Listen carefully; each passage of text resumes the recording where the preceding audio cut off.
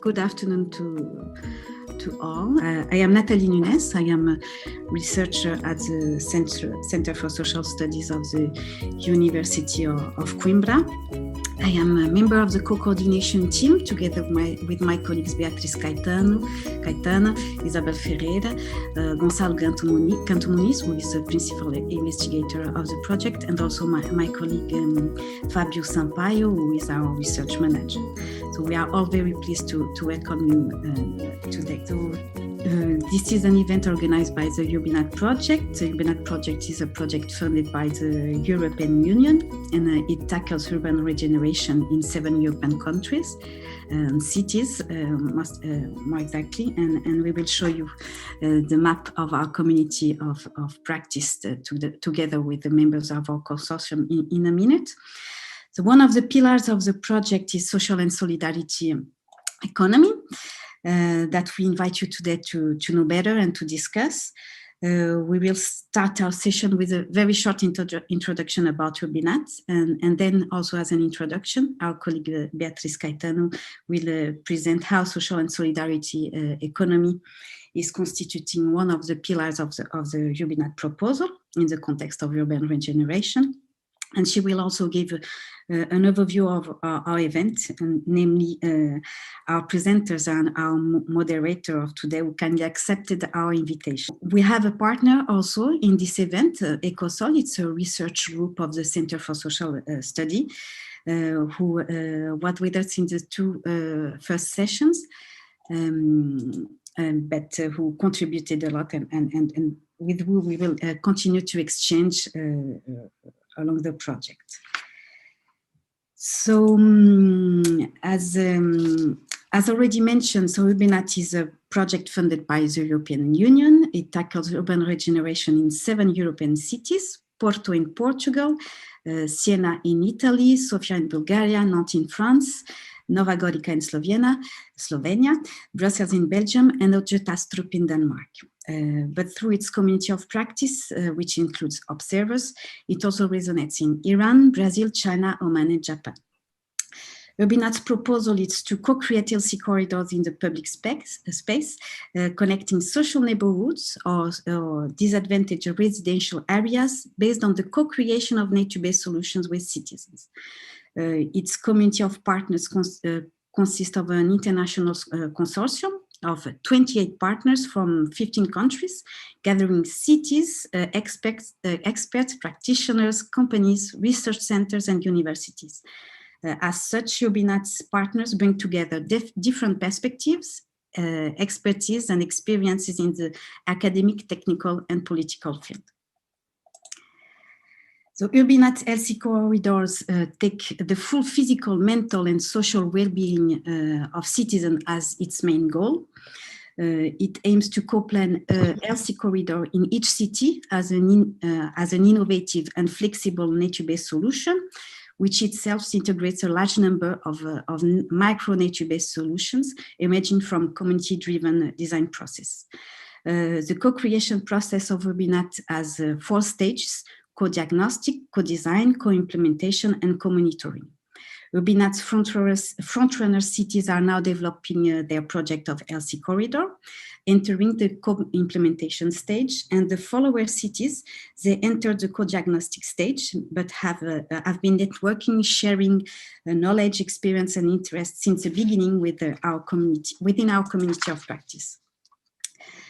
URBiNAT's catalog of nature-based solutions as an initial input and inspiration for co-creation challenges the conventional definitions of nature-based solutions by not only integrating solutions inspired by nature such as territorial and technological ones, comprising products and infrastructures, but it also includes participatory solutions, as well as social and solidarity economy solutions, comprising processes and services. This way, it reinforces the dialogue between the physical structure and the social dimension of the public space.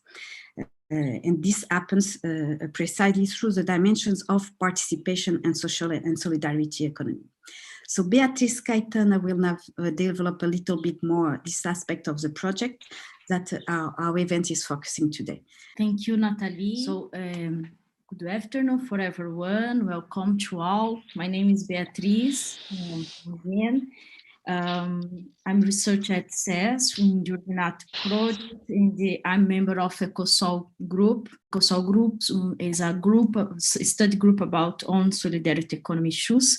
First, I would like to thank you for all that will participate in this third seminar series, and also to thank you for the speakers who kindly accepted our invitation, namely the EcoSol group, the members of URBiNAT Scientific Commission, local associations, URBiNAT partners. Thank you. I'd like just to introduce some general aspects about solidarity economy and how we understand solidarity economy as fundamental part of the URBiNAT project. The context of the emergence of the solidarity economy occurs above all with the decreasing satisfaction of the population's needs in the capitalist systems, which is increasingly distant from its social network and its commitment to the community. A capitalist economy based on private ownership of the means of production, competition, and maximizing profits. As a consequence, we are witnessing the perpetuation of poverty in scenarios of economic crisis and neoliberal crisis. Solidarity economy as a concept emerging in the 1990s when, on the initiative of citizens, producers, and consumers, numerous organized economic activities emerged. Its distinctive aspects are, first one is the establishing means of production shared by all. The common interest prevails over the individual interest. And the third one, its main objective is not profit, but solidarity and cooperation in pursuit of the good life of all. The goods and services produced are recognized at their value in use, and therefore, in this model, economic activities are organized according to the principles of cooperation, autonomy, and democratic management. There are several types of practice that emerged and quickly multiplied in various forms, such as income generation collectives, popular canteens, production and marketing cooperatives, exchange networks and clubs, proximity services, indigenous productive communities, consumption groups, exchange circuits with social currency, community bank, complementary currencies, short circuits, popular mutualities, cultural currencies, among others. From the field of solidarity finance, different modalities are already recognized, such as cooperatives, cooperative bank, cooperative savings or credit bank, microfinance, microcredit, microdeposits, common bank, ethical finance, social currencies, local exchange systems, community banks, banks of hours or time bank, community savings, solidarity fairs, and markets.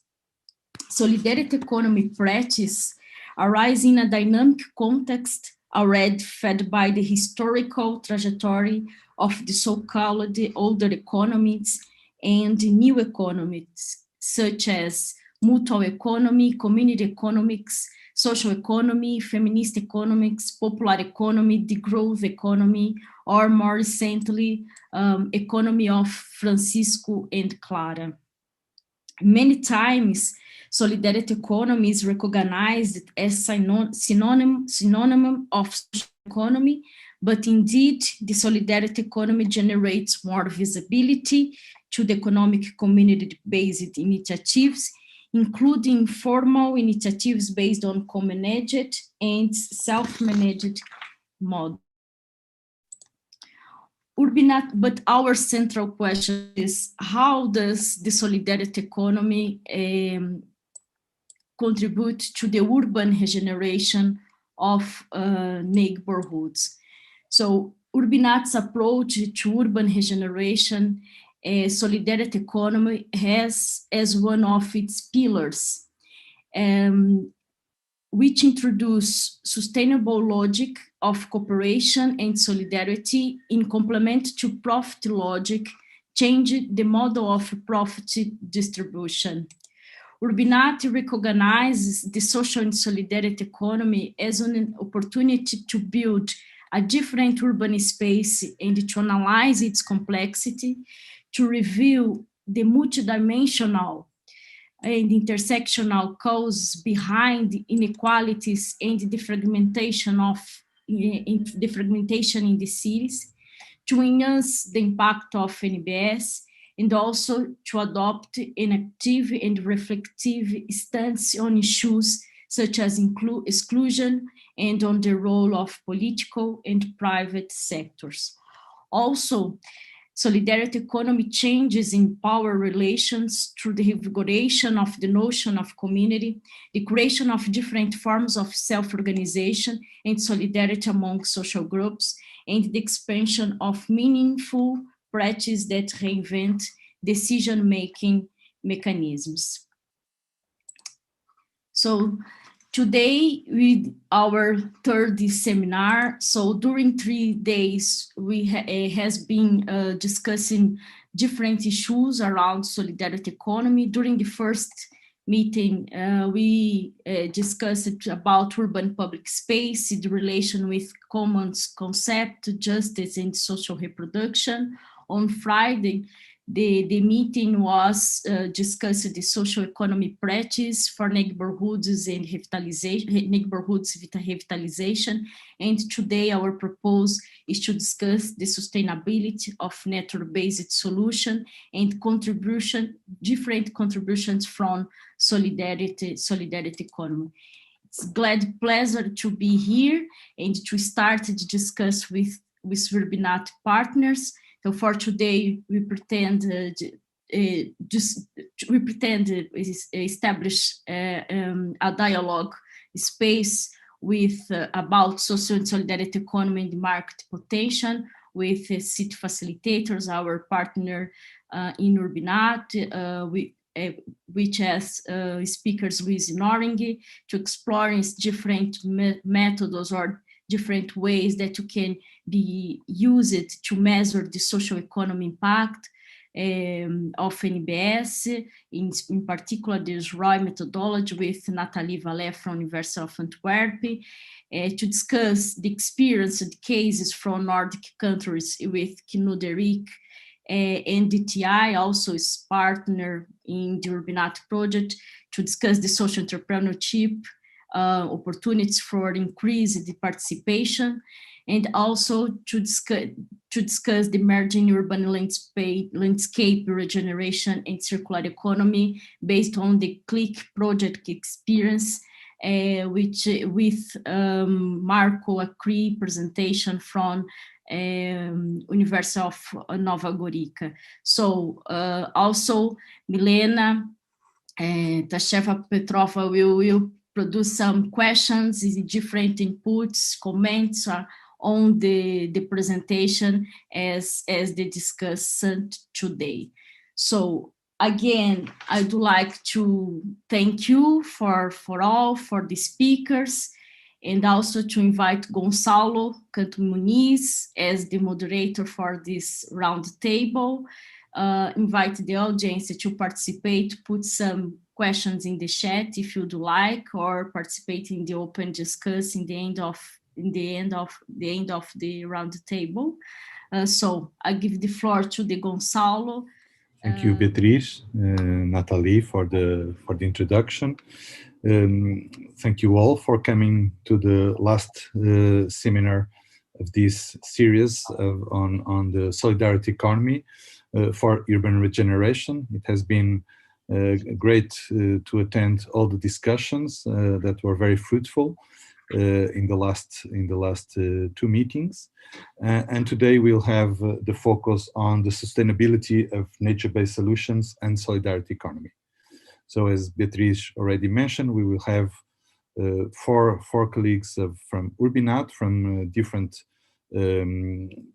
tasks and work package in the project, and it will be interesting also to follow the articulations in different perspectives, also in an interdisciplinary way. We will start with Louise Noring, our colleague, founder of City Facilitators, who is our partner and leader of the work package that leads with the market assessments and business case for NBS.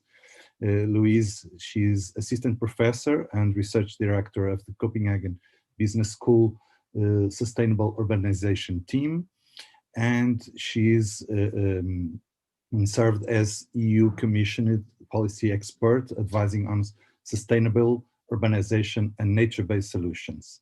She's also a research and work interest applied research and scholarship focus on urban governance and finance. So thank you, Louise, for joining us again, and we are looking forward for your approach on the topic. Thank you very much. Thank you. So thank you, Gonzalo. Thank you, Natalie and Beatrice, for inviting me to present.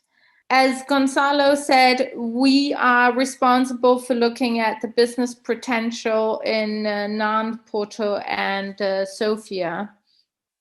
And what we have done is we have shortlisted a catalog of NBS solutions with the help of local community input, with the purpose of trying to identify what are the best market potential solutions in each front-runner city.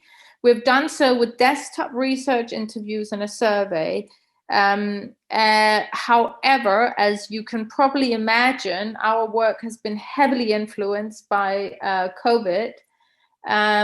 So we have completed the desktop, all the research in Sofia. It's partially completed in Porto, and it's still open in Nantes.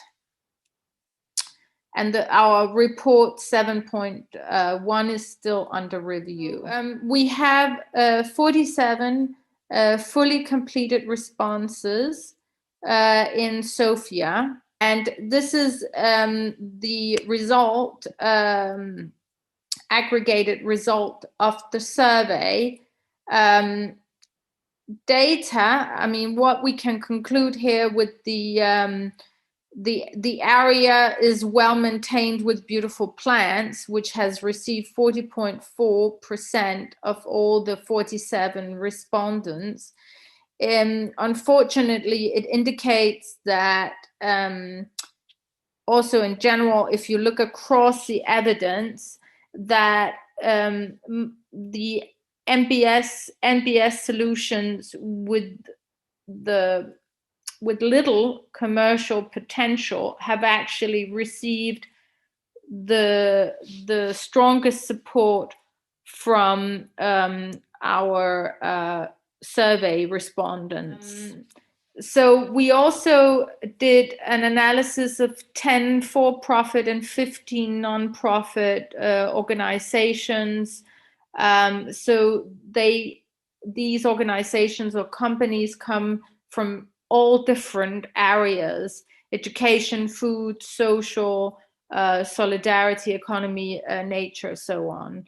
And in Sofia, we shortlisted Mr. Green Walls that provide green walls outside and inside buildings as the winner. And this was done also with the survey, interviews, and in collaboration with the local URBiNAT team and the city government. In Porto, we had 43 non-profit and for-profit organizations were analyzed, and we shortlisted New City. They are offering greening of roofs, walls, and land in the Campania area, and their business case is commercial, and they rely on a highly competent team. And in Nantes, the survey is ongoing. As you can see, this is a screenshot of one of the survey questions. In Nantes, we looked during the desktop and the interviews, we looked at 56 non-profit and for-profit organizations, and we shortlisted Les Moutons de l'Est, which is eco-grazing of sheep for hire. And so our conclusion is relatively extensive. So I have worked or had several conversations with the team, my team, that have been working locally across these 3 front-runner cities. And there are actually several challenges. And I do think that at this point we have critical mass of research findings that allow us to draw some conclusions. So I will share those conclusions with you. One of the conclusions is that most citizens are interested in NBS that do not have a proven business model and do not generate profit. So, you know, green recreational areas, a biking path, a walking path, a playground, these kind of NBS solutions in the green corridors, a river.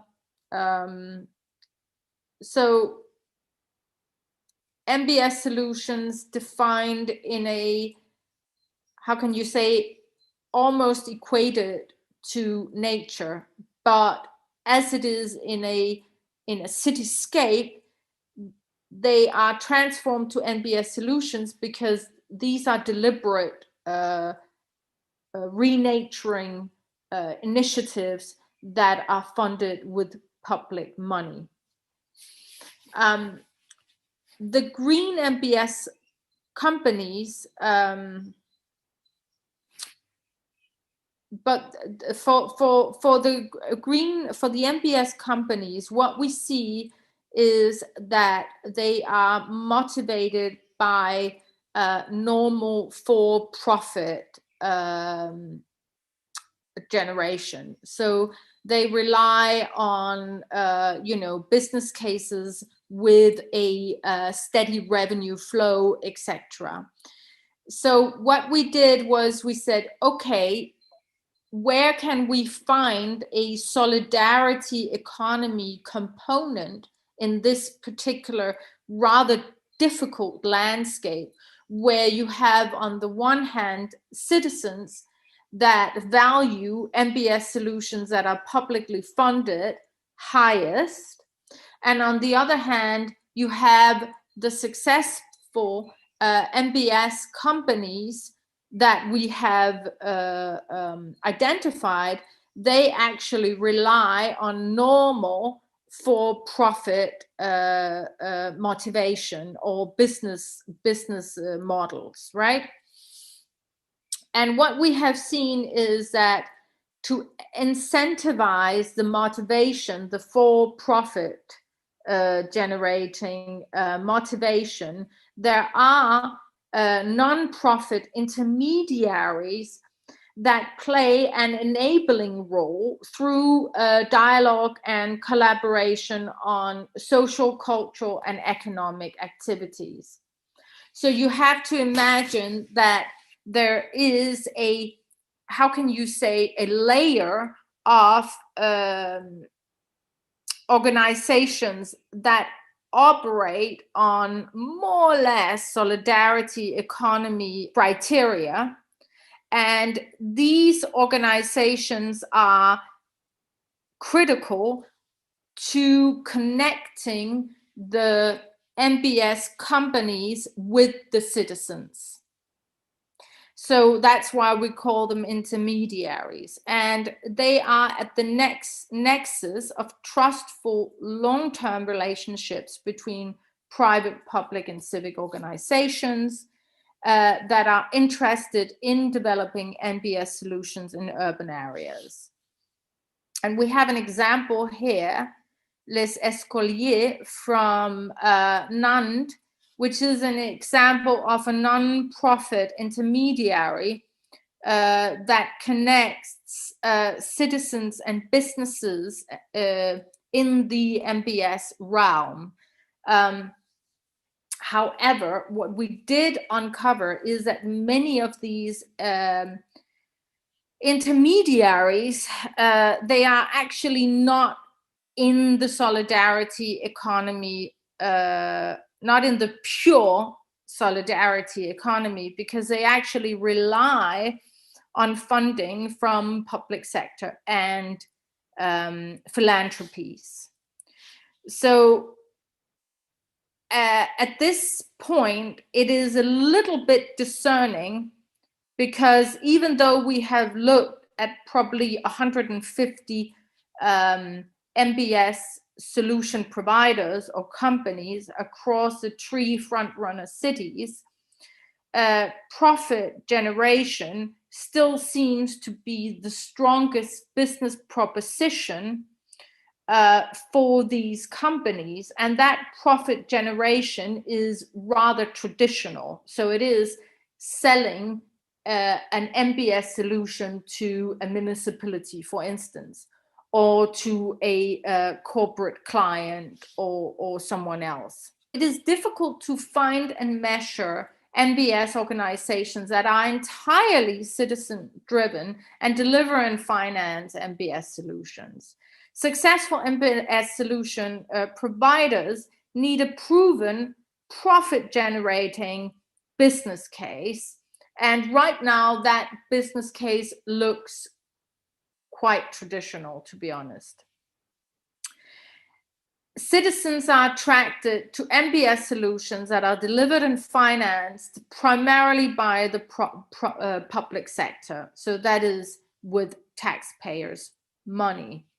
There are other ways of financing public goods and services, including delivering and financing NBS, but these would probably not be within the realm of the solidarity economy.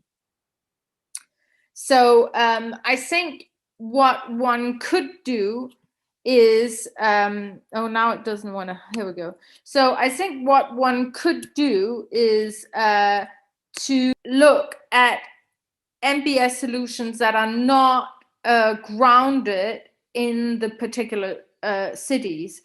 Here I'm thinking of ESG quota trading, for instance. I mean, that could be a solidarity economy tool, but it is not grounded in any one or fixated in any one city. Yeah, so, you know, Søren, you're welcome to chip in here. Could you put on your screen, please? Thanks. So Søren and I, we talked about, you know, what about the coffee, the little coffee wagon, you know, the scooter that has a coffee outlet, but that also has a profit generating business case. They sell coffee, that generates a revenue flow. And also Søren and I said we could question to what extent that qualifies as an NBS solution. So the companies that we looked at, the almost 150 companies that we looked at, they do not include such a coffee trailer, only to the extent that it has some component of NBS. For instance, there was one coffee trailer that used the coffee waste for, you know, fertilizers, plant fertilizer. Then it doubles as an NBS solution. So it is not clear cut, our results. I wish we could do something to say that we have found loads of evidence of really strong business propositions of solidarity economy, but we haven't. I have one question. Was there a dialogue between you and the research that you did and the citizens that are developing these solutions? Is there a moment where this was discussed? Maybe the citizens have some solutions. I think, our survey captures there is the possibility to offer advice or recommend solutions. And the surveys have been translated to local language, and they are on a tablet, and the person who's conducting the survey, it's a real person, and they have been trained to have that kind of dialogue with the citizen, because we are asking some more open-ended questions that invite for a dialogue. Very well, thank you. So I think we can move to the next presentation. The next presentation will be by Nathalie Vallet, co-promoter of our partner, the University of Antwerp, where she is a professor and researcher. She is an expert in applied economics in general, and she's been conducting research on societal awareness and design in the research group of the design sciences faculty. So with a large experience on alternative economies, Nathalie will bring us the insight on a specific methodology, the Sroe.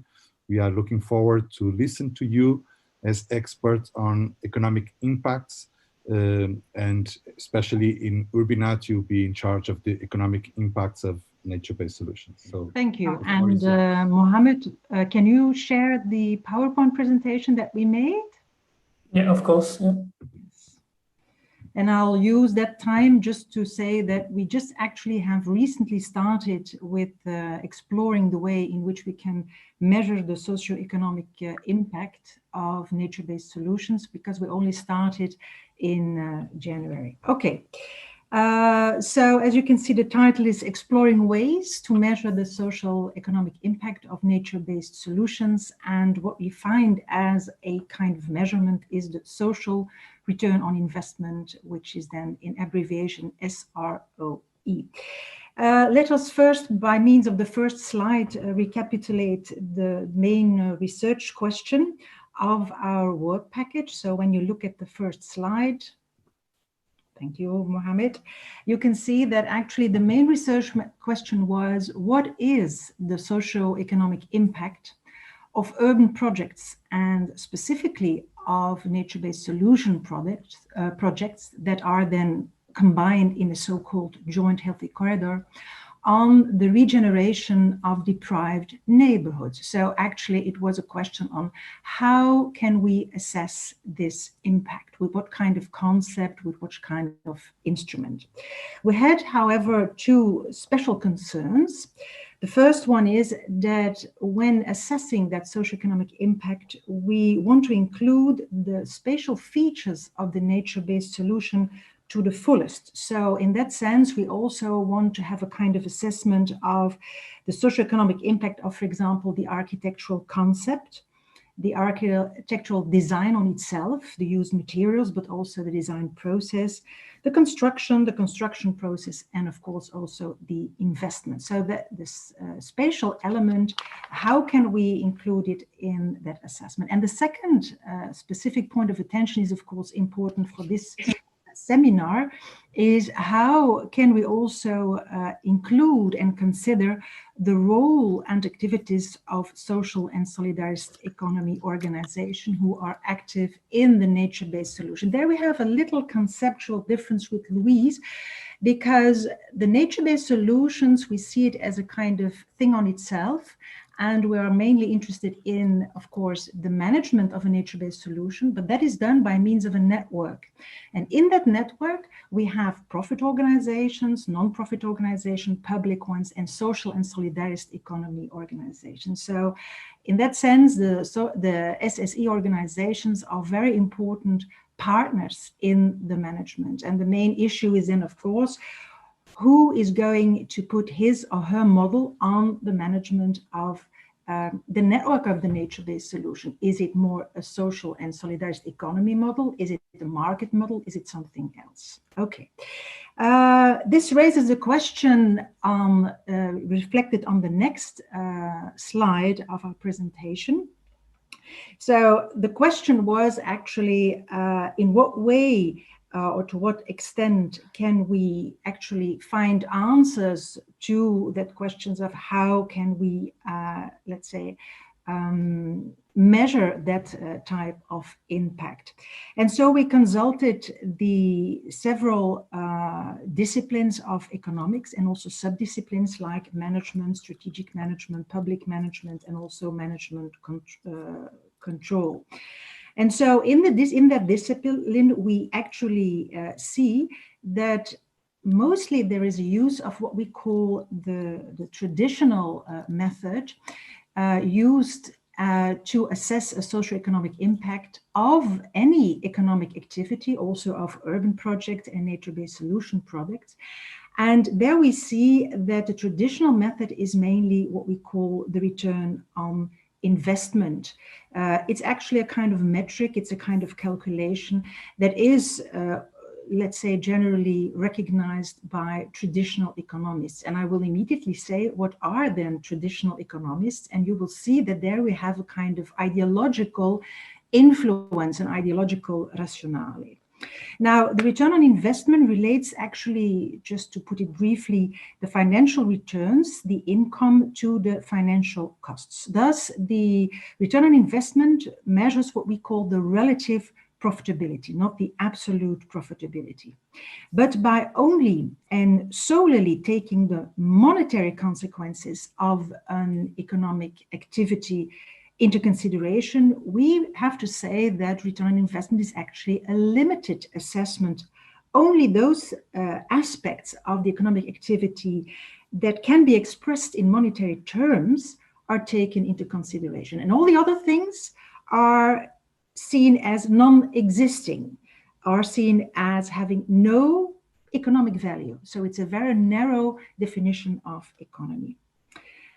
So, and finally, I want to emphasize that the return on investment is very highly influenced by the neoclassical or neoliberal ideology, as Beatrice said, the capitalist ideology within the discipline of economics. It's the ideology where there is the ideal of the free market.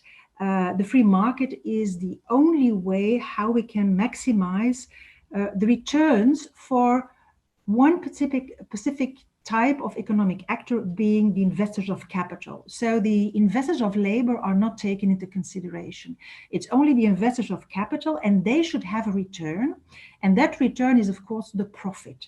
So in that sense, of course, it makes also sense that only monetary aspects are taken into consideration, because they are needed to calculate actually, of course, the profit. So I think that's a very important element to mention.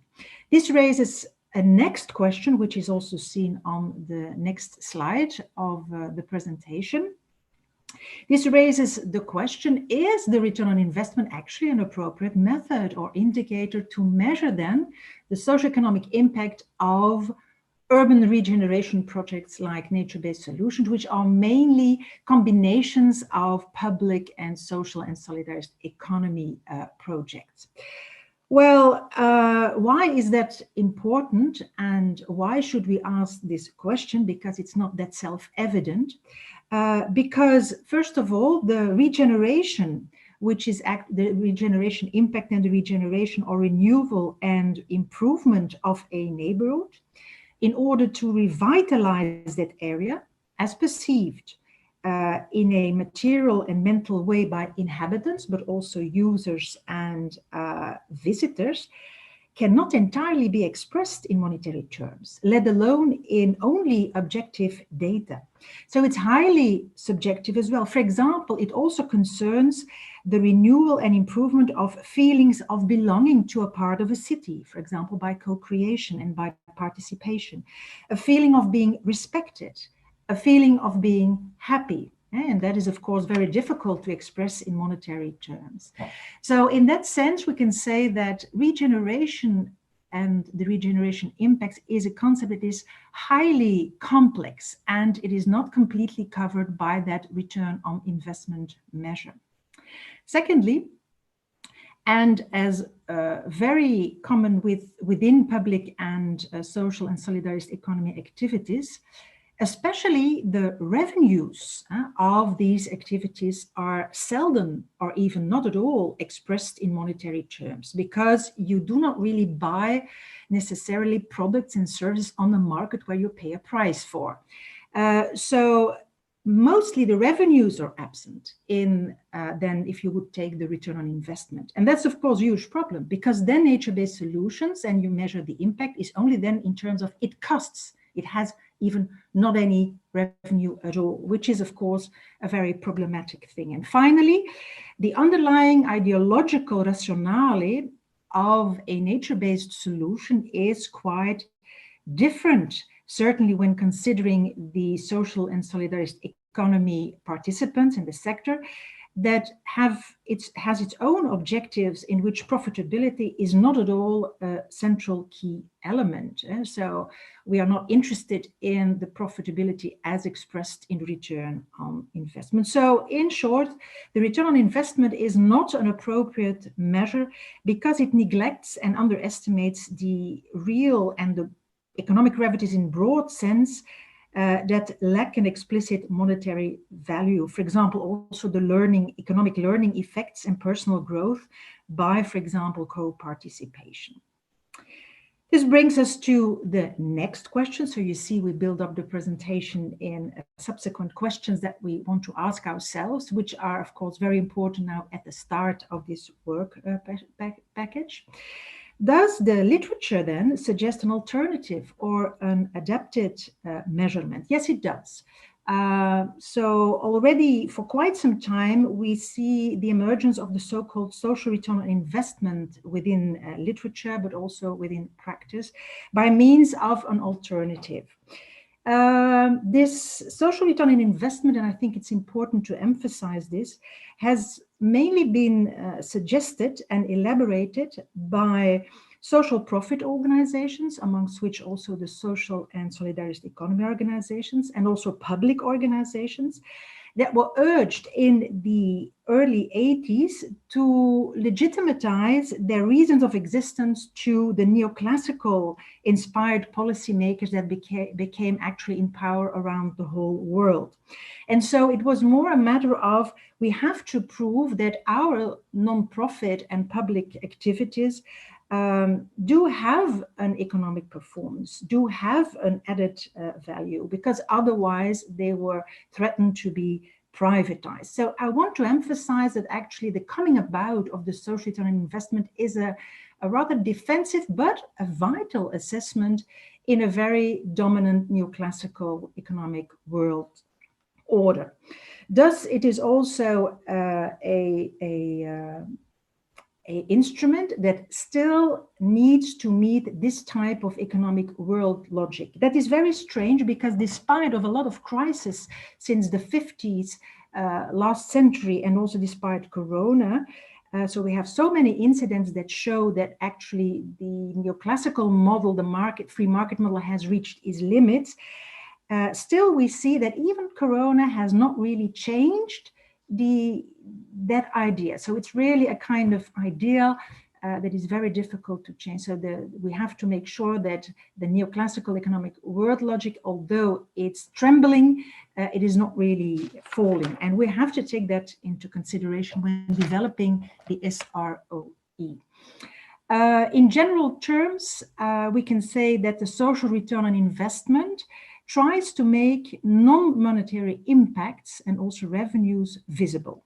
So it looks very often in creative ways for proxies, and mostly it concerns also cost savings that can be done. For example, thanks to a project that invests in public water cleaning systems, for instance, families can save on their medical treatment budget as they are less ill. And so they can use it for something else that increases the value of their lives. Or they can save on the food budget as they can eat the fish in the pools. And thus they can develop themselves, they can emancipate themselves. The social return on investment also appreciates and incorporates very explicitly process-related benefits in the assessment. And some people call it in literature the mental and the psychological revenues for all stakeholders involved. For instance, thanks to a co-creation process, users can enjoy a kind of personal growth, and they feel themselves again, or in a more intense way, affiliated with society, which motivates them, which gives them a kind of contribution to society that is important. So the social return on investment is as such a very interesting one. Now, what does it imply in particularly? And this is of course a kind of summary we have made, because answering all these questions, and mainly also answering the question, what is the social return on investment, has led to two working papers that we have written within the work package 5.4, in which we have summarized all the literature study, and also where we have described in large what this social return on investment up until now really implies.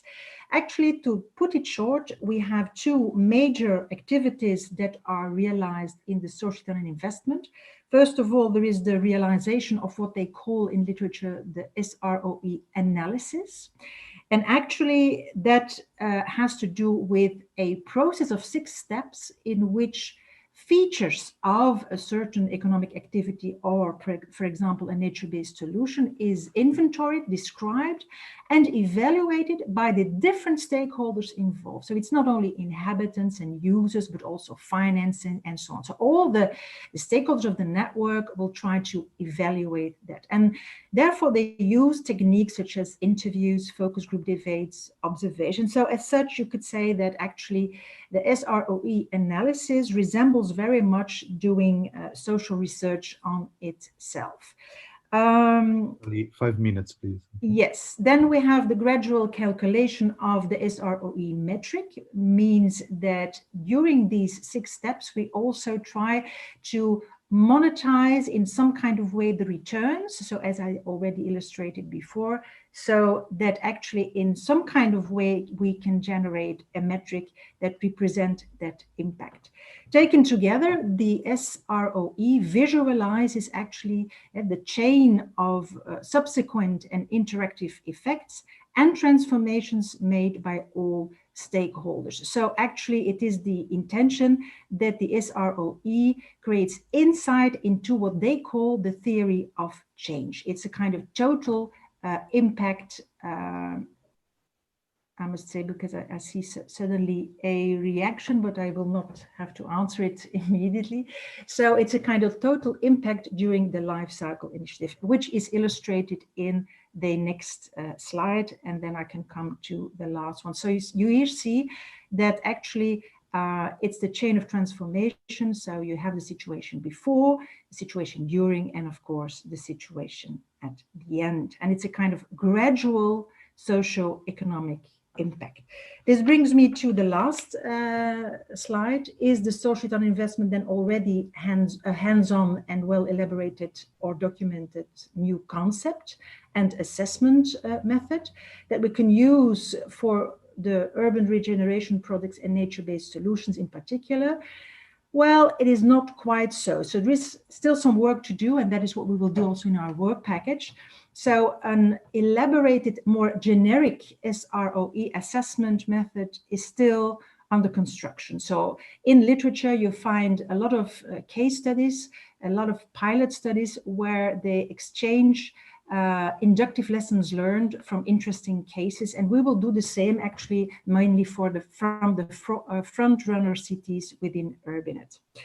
The tailor-made case study nature of this case study research, of course, makes the impact comparisons between initiatives very difficult. So actually you can describe intra-evolutions. Is the social economic impact of a certain nature-based solution increasing or decreasing over time? That is possible, but not comparing nature-based solution 1 with nature-based solution 2. And that creates a lot of frustration of policymakers because they want to compare that. And that is not yet possible at present. And then the specific social return on investment assessment for nature-based solutions, including also those with a high involvement of social and solidarist economy organization, is actually at present absent. So we will develop as such an SROE application or an instrument to assess that socioeconomic impact of these different types of nature-based solutions in URBiNAT. And so we will start now in June based on the literature study presented in 2 working papers. We have a 3rd working paper in which we see what is already collected as data and what has already happened in these case studies of URBiNAT. So we will not have double work. And then we will create an instrument, the instrument that will be presented to the consortium in September, and then will be applied subsequently in all the front-runner cities, and that will lead to lessons learned and the development of a SROE instrument for nature-based solution. So that was it. Thank you, Nathalie. I don't know if there is one question for clarifications to Nathalie. Yes, Louise? Thank you. Hi, Nathalie. Thank you for a very interesting presentation. I enjoyed that. Our challenge, I mean, first of all, in our work package, we have to find bankable, companies, NBS companies, and look at their business propositions and value creation. It is not, solidarity economy would be part of that, but it is not the main focus of work package 7. The main focus is to identify marketable, bankable NBS solutions. Do you have examples, Nathalie, of what you would call marketable, bankable NBS companies that are built on solidarity economy? Yes, but it all depends on what you see as bankable, because actually the central element is the nature-based solution, and each nature-based solution is bankable. It only depends on how, for example, you measure that nature-based solution and measure the impact. So if you use, for example, the social return on investment for the nature-based solution and to measure the impact, actually each nature-based solution will come in some kind of way bankable, will become something that you can measure in terms of income and outcome and revenues and so on. So I think it's, how shall I say, it depends upon how you look at the nature-based solution. And what is for me important is that there does not exist, according to me, the nature-based solution company. There only exist nature-based solution projects. And then the main question is, how can we manage that? And you can manage a nature-based solutions from the free market model, but you can manage as well from the social and solidarist economy or the public management. So the management model is very important. And what we try to do is when you use a social and solidarist economy model, then we will try by means of the SROE, make it also a bit more tangible, bankable, because you can say these are the costs, but these are the revenues that you have. Is that a bit clear, Louise? Yeah, I liked your last, these are the revenues you have. So what I was just saying, does that mean that a green recreational area funded by the local city government is a solidarity economy project because it reduces health expenses of the government, because people move, maybe they get fresh air, maybe some people start playing football, so they have and maybe you can have school children come to the park and study insects, or have a little community garden. So you also reduce mental health expenses and so on. I mean, my challenge with this is that savings are not revenue. I agree with you, Natalie. I wish the world was different. Well, I do not. How can we do so? Savings are very important revenues. No, they. Let's I don't know of a single government, because you can't. The government is something else. In economy, savings are very important because it creates income that you can use for something else. Thank you. I think we will have here a good discussion. We move to the next speaker, who is Knud Hilding Hannen. Sorry, Knud. Knud is our leader of the work package related with the citizens' engagement. And he is the partner who is leading also the DTI partnership with URBiNAT. Eric is an international marketing and senior specialist in the Center of Innovational Digital Transformation, Production and Innovation Division of the Danish Technological Institute of Denmark. So, Knud, you will bring your insight with the social entrepreneurship for increased participation and improved employability, putting the focus on the Nordic countries. So the floor is yours. Thank you for your availability. Thank you, Gonzalo. So the research that I'll be presenting relates to a project that was conducted with Høje Taastrup, which is one of the cities in URBiNAT, but also two Swedish cities, Helsingborg and Landskrona. Now, all three cities are dealing with challenges of having socially deprived city areas where they have vast socioeconomic challenges relating both to unemployment, crime, and health issues. And all three wanted a project to examine the opportunities they had in using entrepreneurship and social entrepreneurship to address these problems. So the cities asked us to do a case-based study based on primarily cases from Scandinavia, in order to help them generate and develop strategies for how they could integrate and introduce entrepreneurship strategies to help people in the deprived areas battle the challenges they were facing.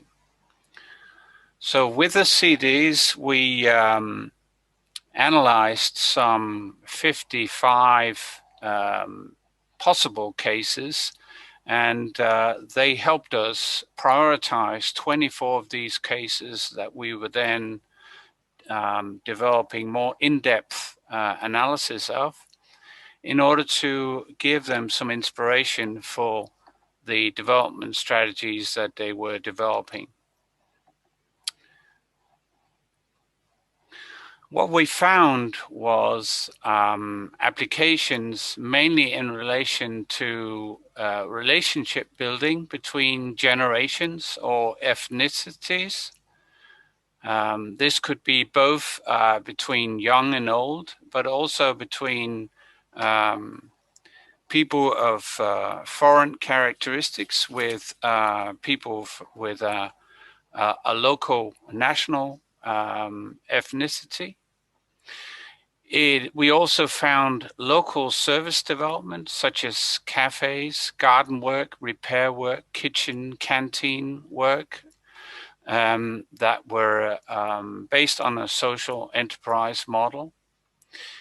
We found area regeneration and development activities in different settings, sometimes through youth work, sometimes through youth training. We found school outreach and collaborative activities that addressed the issues of bringing societal parts together in a much more homogeneous way. And we found job placement and training for specific career development activities also. A couple of examples. So I don't know if people have heard of Changemakers, but Changemakers is a global activity that helps educate young people and to become social entrepreneurs.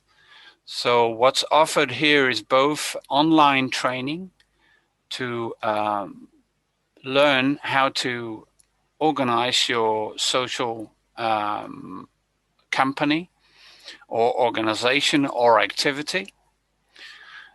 You can generate networks through the online community of the change makers in order to bring it together different agents that can help you and actually operationalize your idea. And the trainers who are active or educators who are active help them create the networks and resources that actually in many cases it can't move mountains, but it can certainly move great visions to realization of these ideas. And the result has been many social events and also small as well as larger enterprises and in many different locations throughout the world.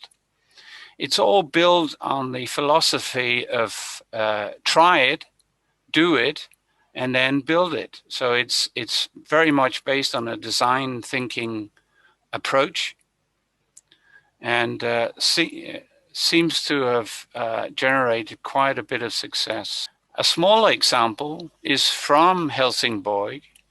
Here, the city wanted to encourage the citizens to take part in the redevelopment of the city. And here, in particular, a certain area of the city called the Pier. And citizens were offered a small space, 10 times 10 meters, and money, small money, in terms of 10,000 Swedish kroners, to create an interactive space that would encourage other citizens to come down and experience the site and experience the cultural happenings that were taking part there. Again, this has created many applications, but not only that, it has animated citizens in Helsingborg to try other and more and bigger things. So it's led to people going from generating such a space to generating a theater piece, or generating a small company, or creating an educational path for themselves. So it's a way of starting people off on a new path. Then we have the School of the Future example, which is from Høje Taastrup. This is built on the requirement to bring school closer to the rest of the society through a co-development process. And this is meant to help students and pupils to learn based on societal problems and also teach them how to do outreach and relationship building with other societal actors. And it's created a pedagogical approach which is still under development and combines what I would call STEAM. Many people know STEM already, but combined with arts, it becomes STEAM with entrepreneurship and problem solving.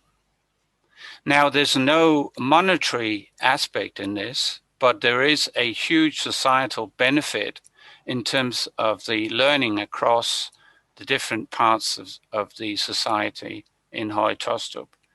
And it's going to be exciting to watch and experience how this school of the future will evolve in Høje-Taastrup. The last example is cycling without age. I've brought this example on numerous occasions in URBiNAT, simply because it allows elderly to experience nature in a way they thought never possible anymore, simply because their mobility is being taken away from them. Now, it also allows people who like to come out and exercise to exercise in the sense that they cycle people about. Now, this is definitely a monetary experience, so it's developing revenues, and it's also generating return on investment for the many people in terms of the 1.5 million elderly that's been served over the years since its start in 2012.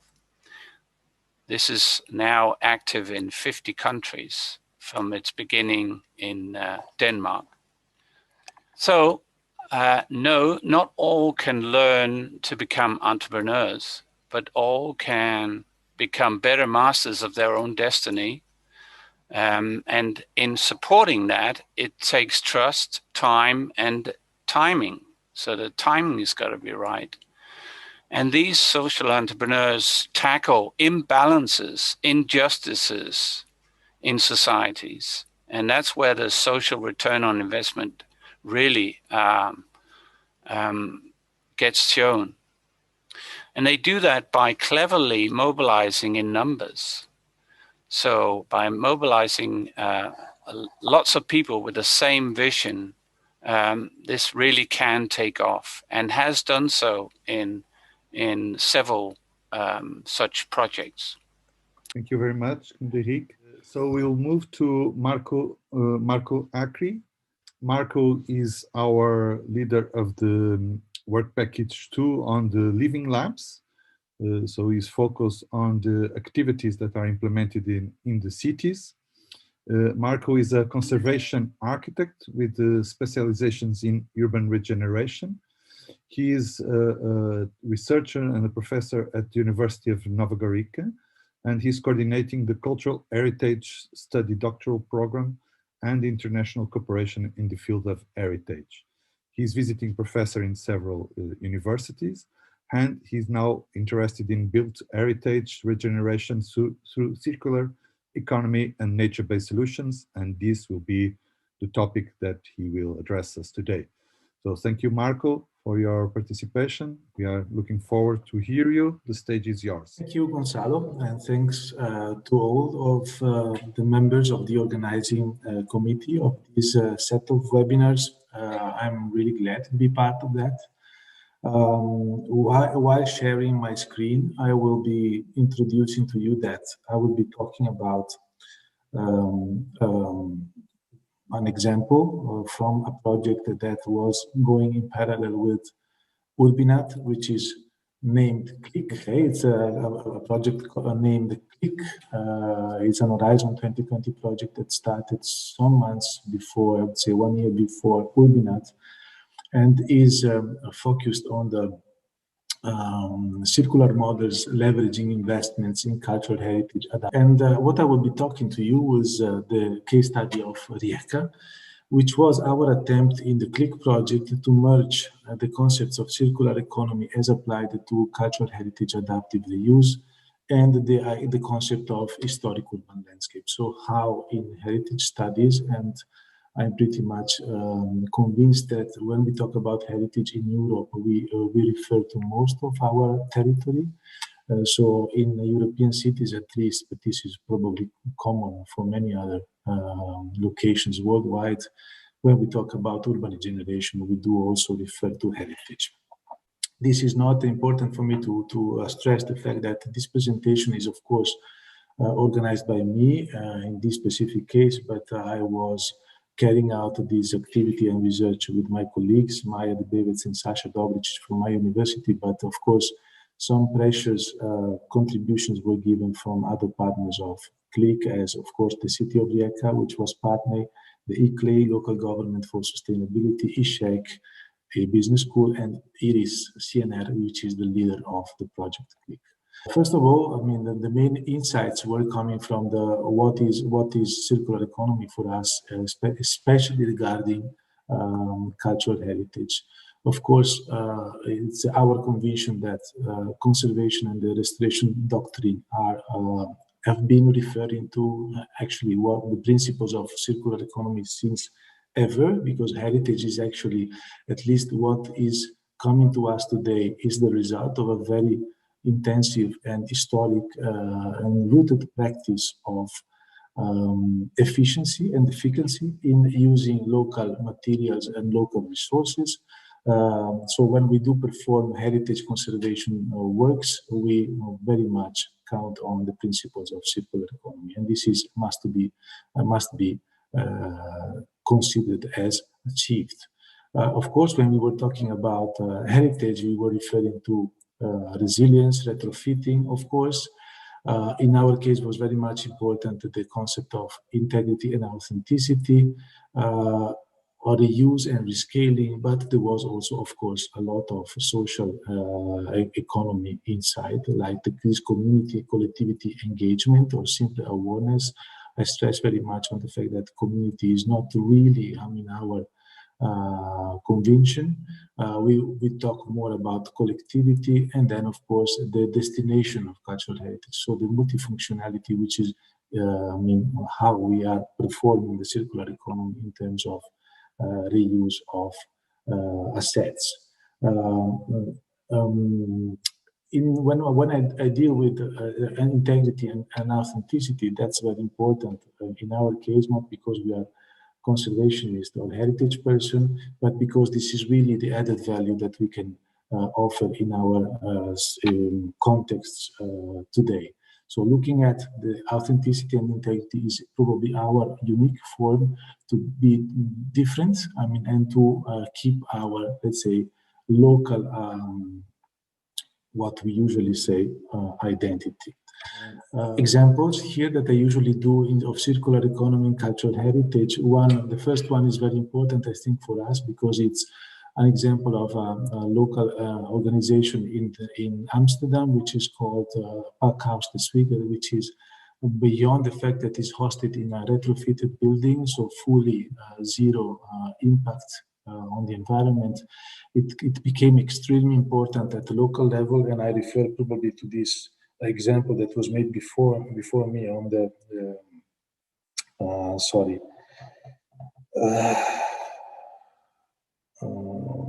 I don't remember exactly how it was called, but Change Makers, yes. It's an organization that is offering every night, I mean, a debate opportunity for all the citizens on specific topics, and became so important that the City of Amsterdam took it as a sort of local consultant organizations for organizing local debates on how the city should develop. Then, of course, examples of retrofitting, as well as authenticity and integrity preservation. But then we go to smaller scales, the use of objects and materials that are usually thrown away, or the practice of maintaining, which is unfortunately almost lost in many European contexts. And of course, objects in use, and this is quite common in URBiNAT. And I would say that's extremely important also, being capable of reinventing some places like this fortification in the Netherlands that was converted into a sort of interpretation center for geography. I will not stop on these schemes, which is the difference between linear economy and circular economy. Of course, in the circular economy, we started several years ago by the simple reuse, repair, and recycle. We have many more forms of this circular economy, I would say, starting from refuse. So deciding not to purchase or transform materials to the full recovery. The problem in Click was how to, put all these inputs from the circular economy, which is usually intended in small objects or buildings retrofitting and say conservation, to a more larger scale. So how this could be actually included in a governance system at territorial level. And of course, we were investigating, this is thanks to the work carried out by Gillian Foster from the Technical University of Vienna. Actually, we came out with a lot of ideas that, by the way, we are also performing partly in URBiNAT, which is starting from the design phase, so how the transformation is planned, which is, as an example, deciding not to use materials that are not local, to the overall process of dismantling buildings or the built environment, to the rehabilitation, and so the decision on how to change the built environment in a form or another. The idea, the capacity, to perform and to give multifunctional reuses and 24 hours also reuses of the built heritage assets, and then repurpose the demolition, and then how the circle is continuing. Why I'm taking Rijeka? Well, Rijeka, first of all, was our local partner, but in our perspective was probably offering the best conditions to show that adaptive reuse of cultural heritage and as urban regeneration, so the concept of historic urban landscape, which is for the non-heritage person, an approach that was introduced mostly for World Heritage sites, but then was extended to in general cultural heritage sites, which is a form of grasping all the cultural forms that in urban contexts we may preserve to give a sort of new life to these contexts. The city of Rijeka, of course, has a very interesting development because it's not only, it has a very strong, I would say, socialist imprint. In such a way, could have been also a very good case studies for URBiNAT. It's on the water, so it has a very nice waterfront in a beautiful context in the northern part of Croatia. And if we look at its potentials, it's an exceptional overlapping of different historic and cultural layers. It was in the year of ECOC, so Cultural Capital 2020, so preparing to organize a lot of cultural events.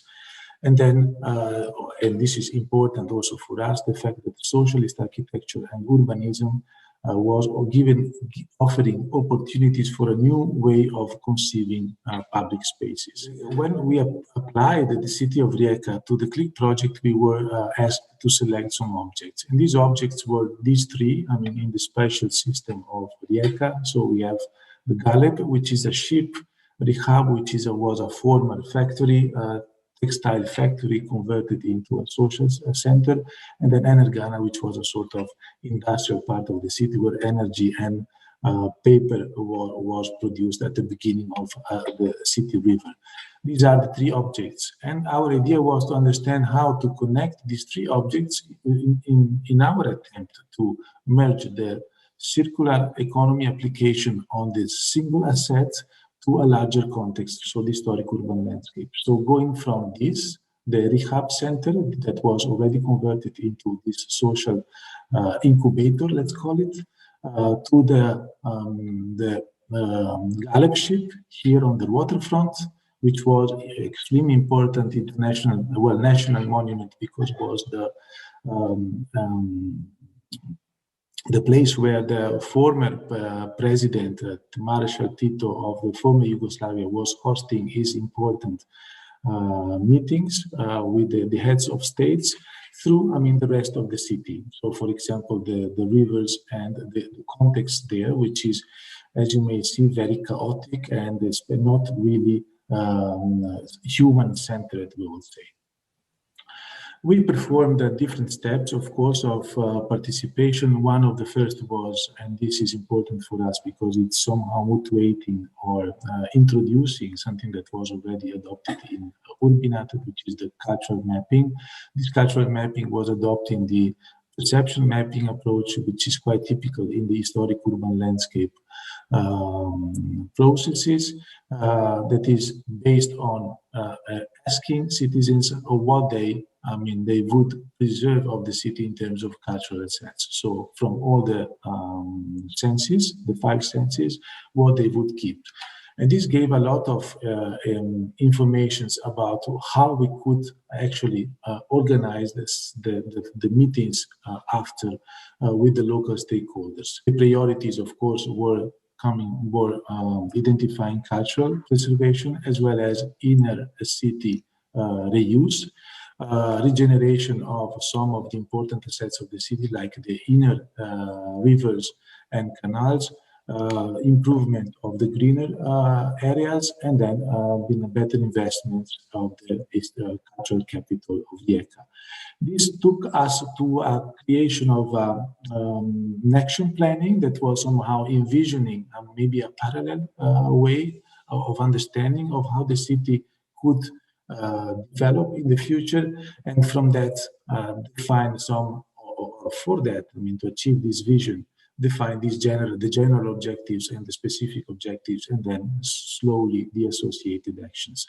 I will not show you, all the action plan, but this is more or less the 4 axes that we defined. Reusing the Riecina, which is the water canal, well, actually the river in the city center, the revitalization of the waterfront, the improvement and the preservation of the historic cultural heritage, and then improving the accessibility and reducing pollution. And we had to merge these ideas with the concepts of the circular economy. So how, for example, cleaning and reusing the Riecina River could be done through the circular economy, as for example, using new materials from recycling, producing green paths and parks, introducing phytodepredation solutions, reusing existing buildings. These were just some of the questions that were at the base of our discussion at the beginning of the process.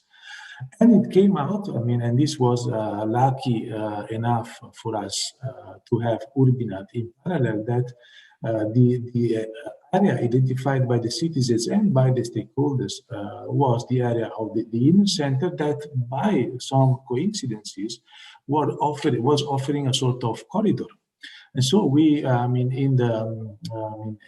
given that URBiNAT was considered by the European Union as well as a sort of sister project of CLIC, coming from the same agency, we call that a sort of potential cultural corridor of the city of Rijeka. That was somehow moving from one of the sides of the banks of the river, coming back from the other, on the other bank of the river, and then up to the waterfront. It came out applying the principles of the circular economy, and I will maybe be very fast on that later, that it was very similar to the common pool resources offering, a space that was somehow matching the 8 principles for managing the commons, as in the Elinor Ostrom theory. This is a theory that was already introduced in the last webinar last week, so I will not insist on that. But if you see, the conditions is having boundaries of users as resource which are clear, congruence between benefits and costs, possibility to make own rules, and in fact what we wanted to do was to apply in this specific corridor the principles of circular economy, and then graduated sanctions, of course the participation of the local authority, and so on and so forth. We started this process with a few stakeholders, and we ended, well, actually it's not ended, with many more. So we mapped all these stakeholders. Unfortunately, not all of them, due to the COVID pandemics, could not be included, but we have a very clear picture of the people that could help us beyond, the citizens' participation. Marco, 3 minutes to conclude, okay? 3 minutes. These are the examples of the maps we produced, to come to that point. And some ideas coming from the catalog we had of circular economy at local spaces. So examples also from Porto, materials reuse, sharing and solidarity economy, I mean, from the practice that we all know, but of course, including car sharing, car mobility, time bank, etc. Examples here you see from URBiNAT, because we were using similarly the thematic box, and so on and so forth. Of course, inspired also by the existing practices in the city of Rijeka, like this urban séparé, which is about reusing materials to give a new furniture to the city center, as well as this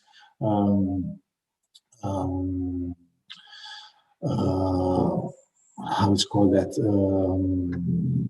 I'm not translating. I mean, this pocket park reproduction. And the way we came to that was about the process called urban seeding, which was organized with the University of Rijeka with different groups of young professionals and students with an interdisciplinary composition of groups that were somehow in a situational form learning in the city center, finding out ideas that could have been replicable, easily replicable in all parts of the city, low cost, and of course aligned with the circular economy.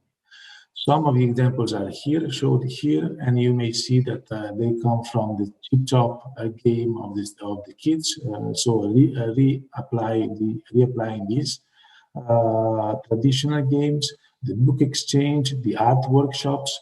It was in one of the part of the city, as well as with very low cost, I mean, the making of the facades of the buildings, or in the waterfront, as you may see here, the flea market, the reuse, the export brand, the relighting of spots of the city.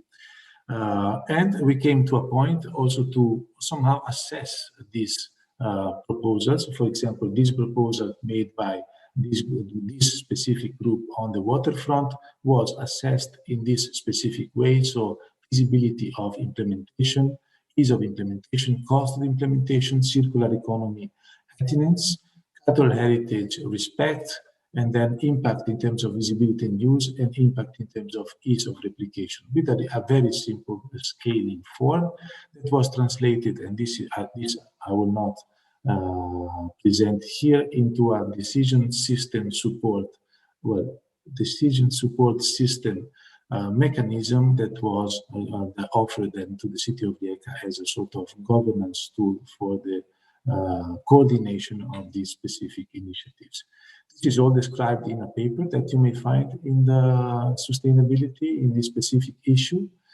And this is where I stop. And I thank you very much for your attention. Thank you. So we'll start the discussion. I think we had very nice 4 complementary presentations. I would say that we have the cycle of co-creation. So we have the design issues with the entrepreneurship proposal from Knuderic. We have the circular economy process by Marco Acri.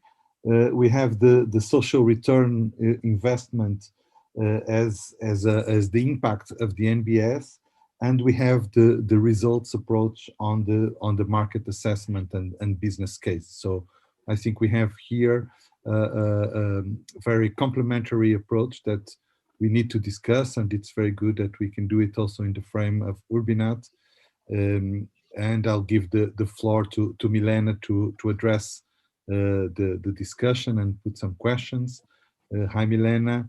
Milena is our local partner from Sofia. She's also following the discussions on urban regeneration.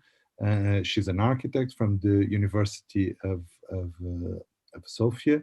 And I think it will be interesting also to make the bridge with what the cities are doing. So let's hear also your comments. Thank you, Milena. Thank you very much for inviting me and offering the challenge to participate in this interdisciplinary dialogue, because I personally, as Musa already mentioned, I come from a spatial planning perspective.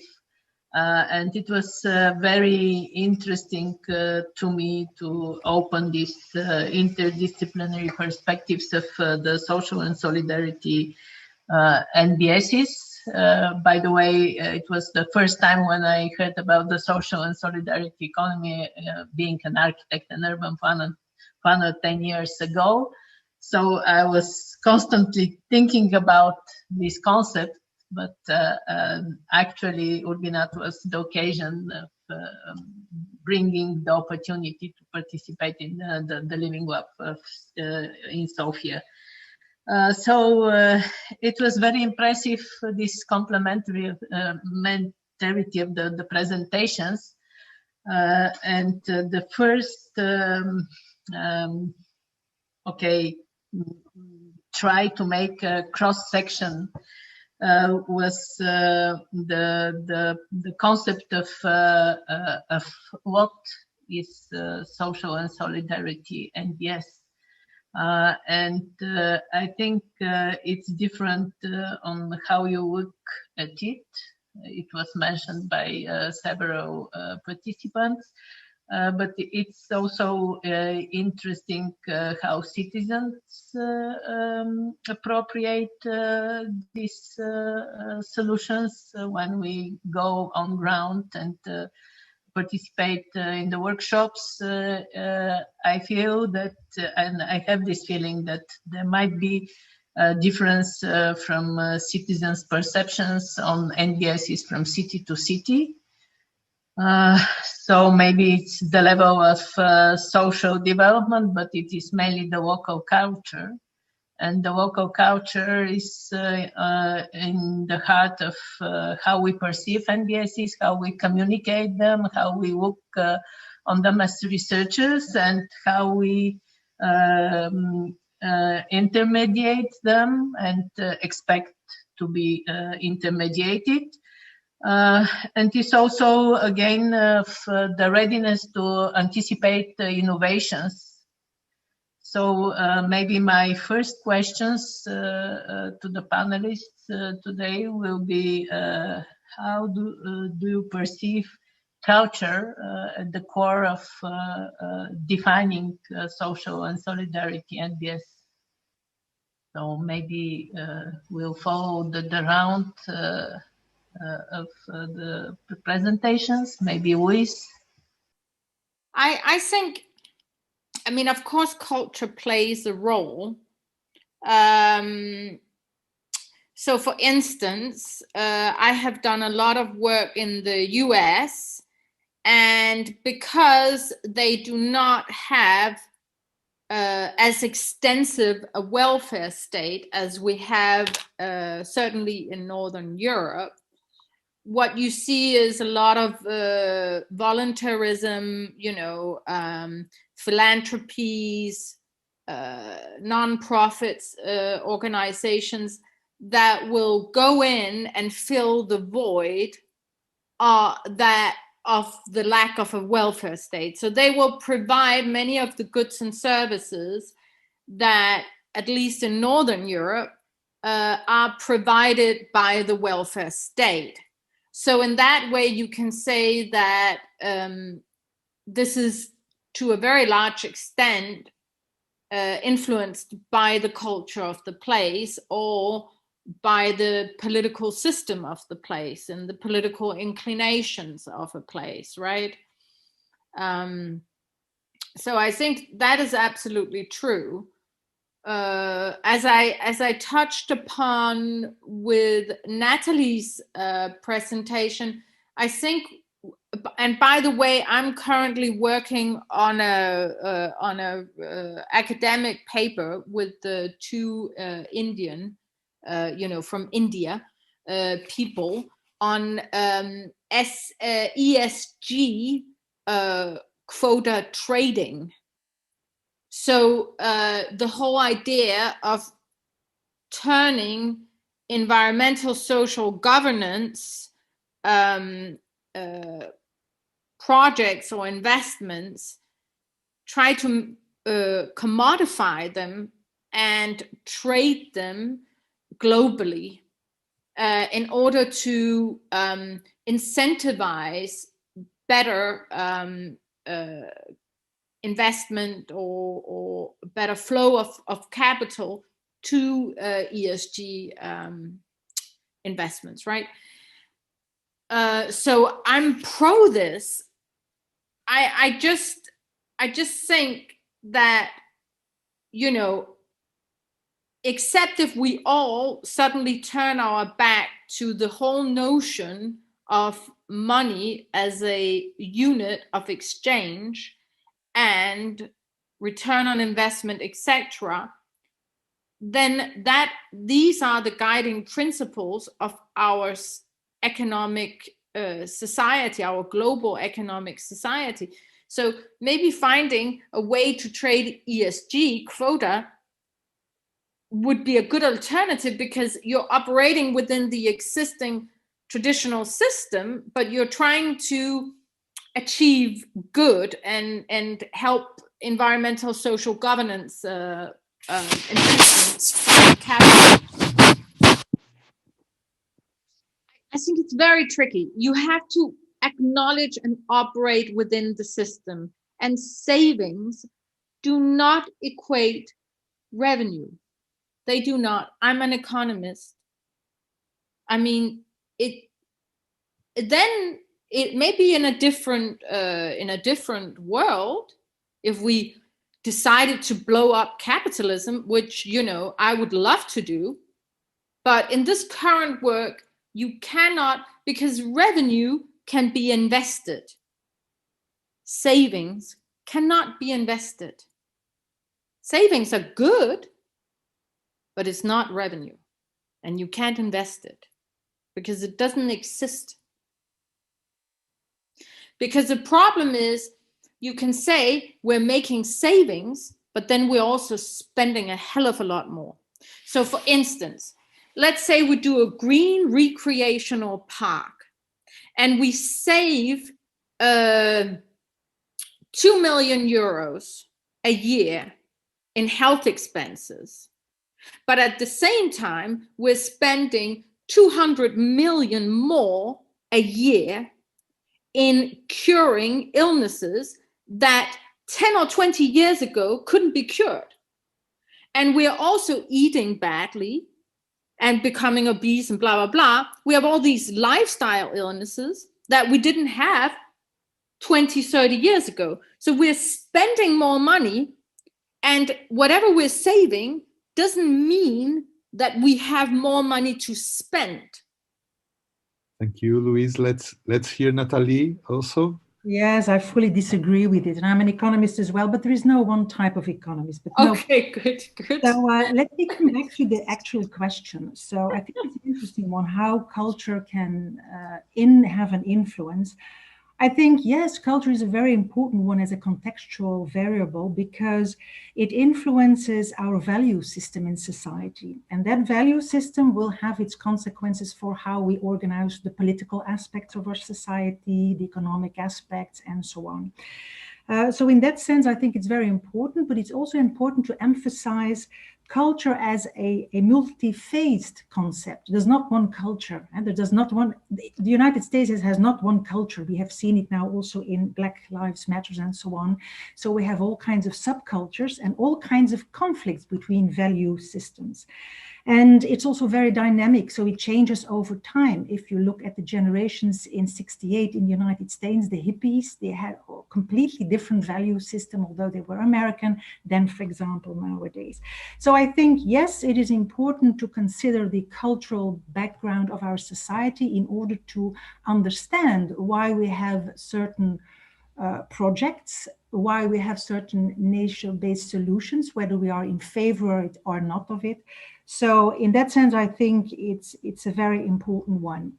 When it comes to economics, I would say that according to the neoclassical and neoliberal idea, we can say that monetary aspects of an activity are essential. What is non-monetary does not exist. For example, they do not recognize the enormous impact of, for example, the informal economy, where there was, for example, a very huge impact during the Corona crisis, because what was going down was the formal economy, but not the informal. There was a kind of boost of it. When you say that savings are not important, I'm not saying they're not important. No, I'm just saying they don't equate revenue that and can be invested. That's all I'm saying. It's a big mistake, because if a public actor can have savings, it can use that income to do other things. So it is seen as what we call a negative income. It's the same with people. If I, for example, have a saving on my budget for housing, then I can, this is for me an additional income that I can use for something else. So in that sense, savings are very explicitly seen as revenues, and mainly also by public agents, because I do a lot of research in the networks where public agents, local and federal, are central. And for them, mainly these savings are seen as a revenue, in the sense that if they do the savings, they can use that money to do other things. They don't have to have taxes. They don't have to get extra. They have extra money by the savings. And for instance, it's a very complex thing. If they, for example, do, they have green parks, and these green parks regenerate a neighborhood, then it also means, for example, that they attract people with a higher income who are going to live there. So that also means that new small shops can thrive, can be there. There are so you create actually very often these extra incomes. But Natalie, let me just say that first of all, if you take your own household, say you save 500 euros or 300 euros on your electricity bill every month, then you spend that money on something else. No, it's income. That's income, because an income is used to buy something. So land value capture, which is where you leverage the value of an area, and that generates, that like multiplies into higher property prices, more affluent. That's what Copenhagen did, for instance. Okay, Louise, we will come back to you. So let's go around the panel. Okay. So Natalie, do you want to complete your idea? So I would say, as in summary, so that culture is very important to take into consideration, yes, very clearly, and we should put it also in the URBiNAT project as a very important aspect. If we want to understand, for example, the management of nature-based solutions and the impact and how it is perceived in society, that depends on the values, the cultural values of that society. And when it comes to economics, yes, savings can be seen as revenues. That's it. Thank you, Nathalie. Let's listen now, Knut-Erik. Thank you, Gonzalo. Well, the question was on cultures. So my view on it is that cultures, local policies create imbalances and injustices. And as I was saying, that is what mobilizes people to do something about it. And they do that not to make money or to save money. They do that to create social good. They don't need to measure it because they see it with their own eyes. Okay, so that's my take on it. And I actually like analyzing social enterprise activities that goes across cultures, okay, that are so strong that they can move across cultures and expand over cultures. And there are lots of examples of that, including Human Library and the one that I had in my presentation, Cycling Without Age. Thank you, Knut-Erik. Marco, do you want to address this topic of culture, I think? Yeah, very few things. On one side, I would maybe stress on what Louise has said. So she was mentioning the fact that neoliberal economies usually do not having the same welfare that we have, for example, in Europe. In some parts of Europe, I would say they have a different approach on that. And I was really liking the fact that she was stressing on the idea that voluntarism is somehow rooted because of, this could be maybe one of the reasons for that.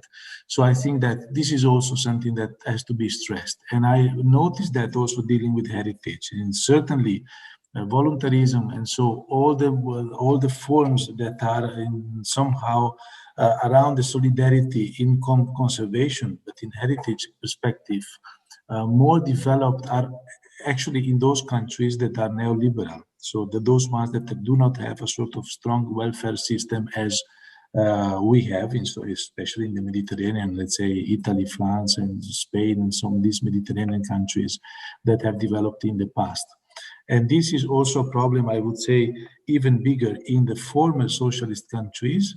And this I said several times, because there is still, I mean, the remembrance of the importance of the state in taking decision, also in terms of managing the public space, in managing, I mean, inequalities and so on and so forth. So there is, in these former socialist countries, and I was living this in Slovenia, but also in Croatia, the idea that this is not my role, I mean, to manage the differences. It's not up to me to participate. I mean, the idea is that the state is there for that, I mean, to take the right decisions. Of course, I would say, and this is more heritage oriented, there is also a very important role in education in this cultural fact. I would say that those ones that are more keen in looking at the design of things or evaluating the qualities of things are also those ones that are more keen on looking, for example, at reuse, repurposing, not, I mean, refusing to have new. And there are also those ones that are very critical to those technologies or introductions that seems to be innovative but are not. And this is the case of heritage, and I enlarge that in many forms of heritage, from buildings, I mean historic buildings, and here you have people that are convinced that the new buildings are better than the old ones, which is not always the case. And they're not looking at old stuff as good ones, even though they're making of good materials and so on. So I think that education is also is playing a very important role in that. And people that are not, I mean, keen on looking at the details and specificities and history of things are also those ones that are less tendent to the circular economy and the solidarity economy in general. This is for me very much sure. One more question, which that's why I started with the what, starting with culture, and it's more interesting about the methodology of URBiNAT, who and how, and this makes the connection to governance, to the communication between stakeholders, to reconsider whether we need only the bottom-up initiatives and approaches, or we need some frameworks. And it's again bound with the local culture, of course, but I'm very interested, and I will challenge the panelists to think and to comment the URBiNAT case, and as you can refer to some of the front-runner cities or any cities in the project which you know better. I didn't quite understand the question, Milana. Well, we are bridging the issue on governance and how we make appropriate frameworks for initiating, channeling, management of this social and solidarity NBSs, and or we should rely only on the bottom-up initiatives. Okay, maybe we can change a little bit the order now. Knut Erik, do you want to address this topic? Well, I give it a try. Well, I believe it's a combination, really. I think there are some NBSs that are best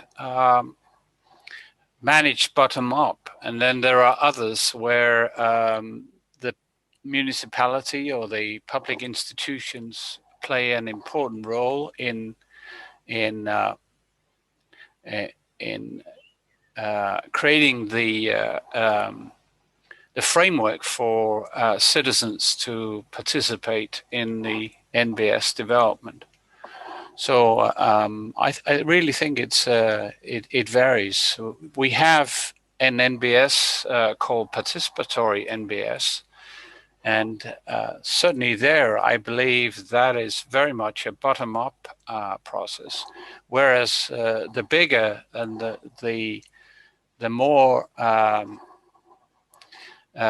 financially important the construction is in order to create the NBS, the bigger the role is of the public institutions, in my view. But we can't say that either or is what we need to go with. We have to combine those two methods. Also because to start off, we create a space sometimes, and in the end, it's got to be used, that space, and the usage of that space is created by citizens actually getting together using it, and that often requires them organizing bottom up. So that's my answer. Okay, thank you, Knut. So Nathalie, she raised her hand, so let's hear her. Yes, I fully agree with Knut Erik. I think we should not look for one specific framework to manage these nature-based solutions. As I told before, the nature-based solution is managed by means of a network. And in that network, you have different partners. You have profit organizations, public partners, and also social and solidarist economy organizations.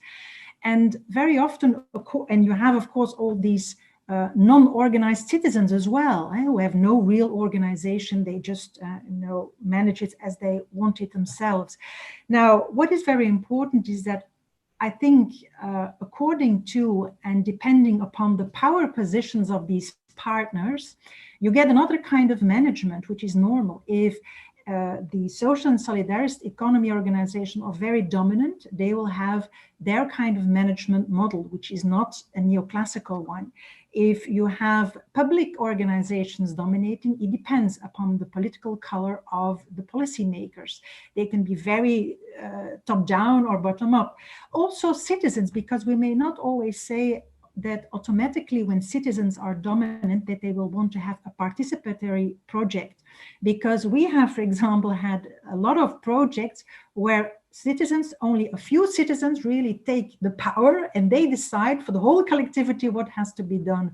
So I think the nuances of different types of frameworks according to who is involved and what is the power position and what is their value system, what do they think is important, is that cooperation or competition or something else, that will eventually, I think, determine the management. So it's a kind of multi-phased framework, undoubtedly.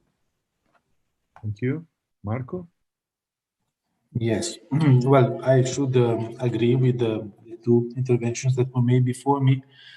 I have to say one thing on the, as a preliminary, that the public authorities, they have the authority. I mean, they have, it's their role to make the clear decisions on how the games are played.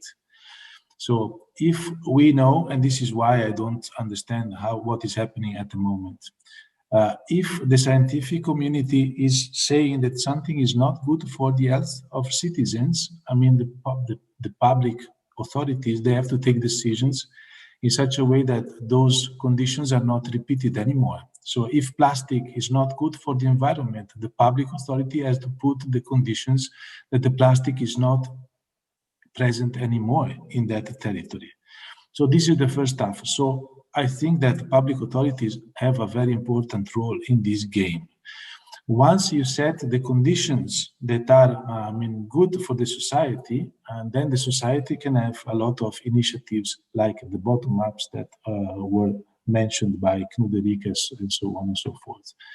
Coming back to my presentation, I would say that from the governance perspective, coordinating these initiatives at local level, solidarity economy or NBS or whatever form it is, circular economy, etc., can be done also by the local authority. I think it's important to them, and we made an example in Click that this could be very positive, I would say, even because there are some things that can be done only thanks to the help of the public authorities. For example, reuse of materials of dismantled and deconstructed buildings.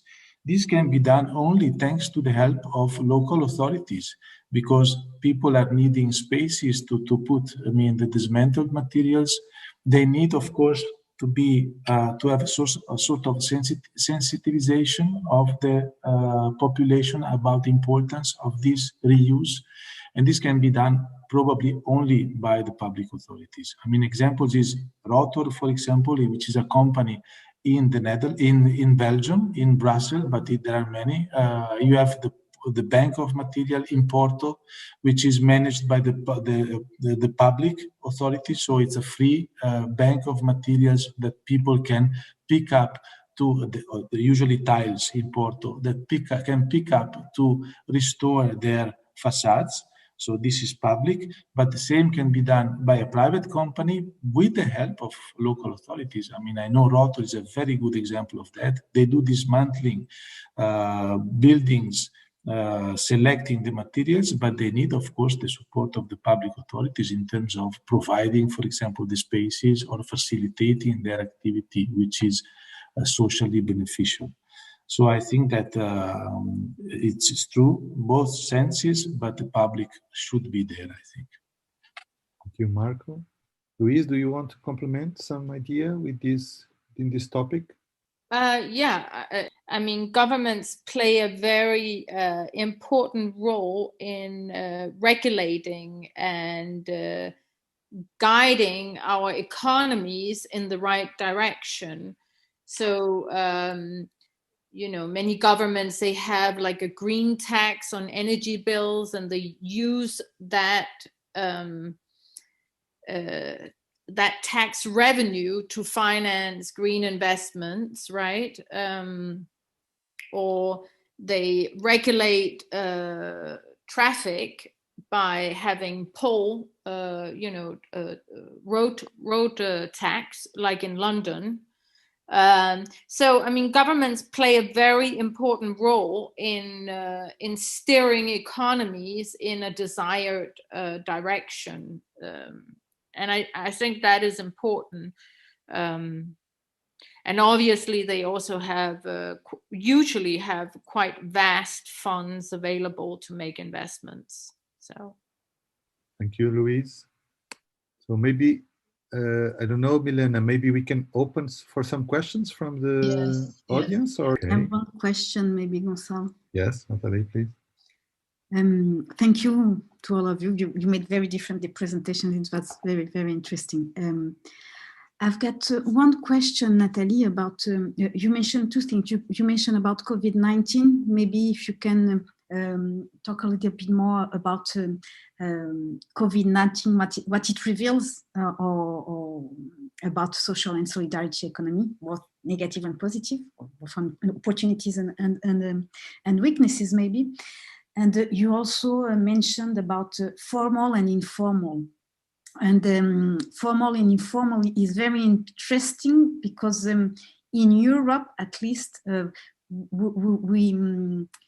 we do not value so much the informal. It's kind of negative. We are also always afraid of not being on the radar of the state, maybe because of taxes. And in other parts of the world, it's a little bit different. So if you can bring more about this, because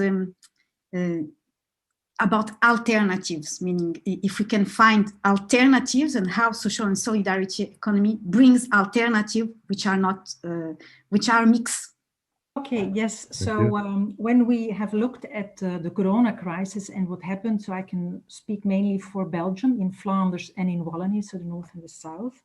It's only now a first kind of tentative inventory that we make, and we have now also handed in some project that we want to do to go really for scientific investigation. But very interesting was that due to the Corona crisis, we had a huge problem in the formal economy. And so because people had to stay home, they could not go to work and so on. But the informal economy was really boosting. I mean, for example, it was on mobility. So, for example, elderly people had to go also now for their vaccination, for example. There are very creative solutions where neighbors or people living in the neighborhood have some kind of joint mobility plans and all kinds of initiatives, also with their bicycle routes and so on.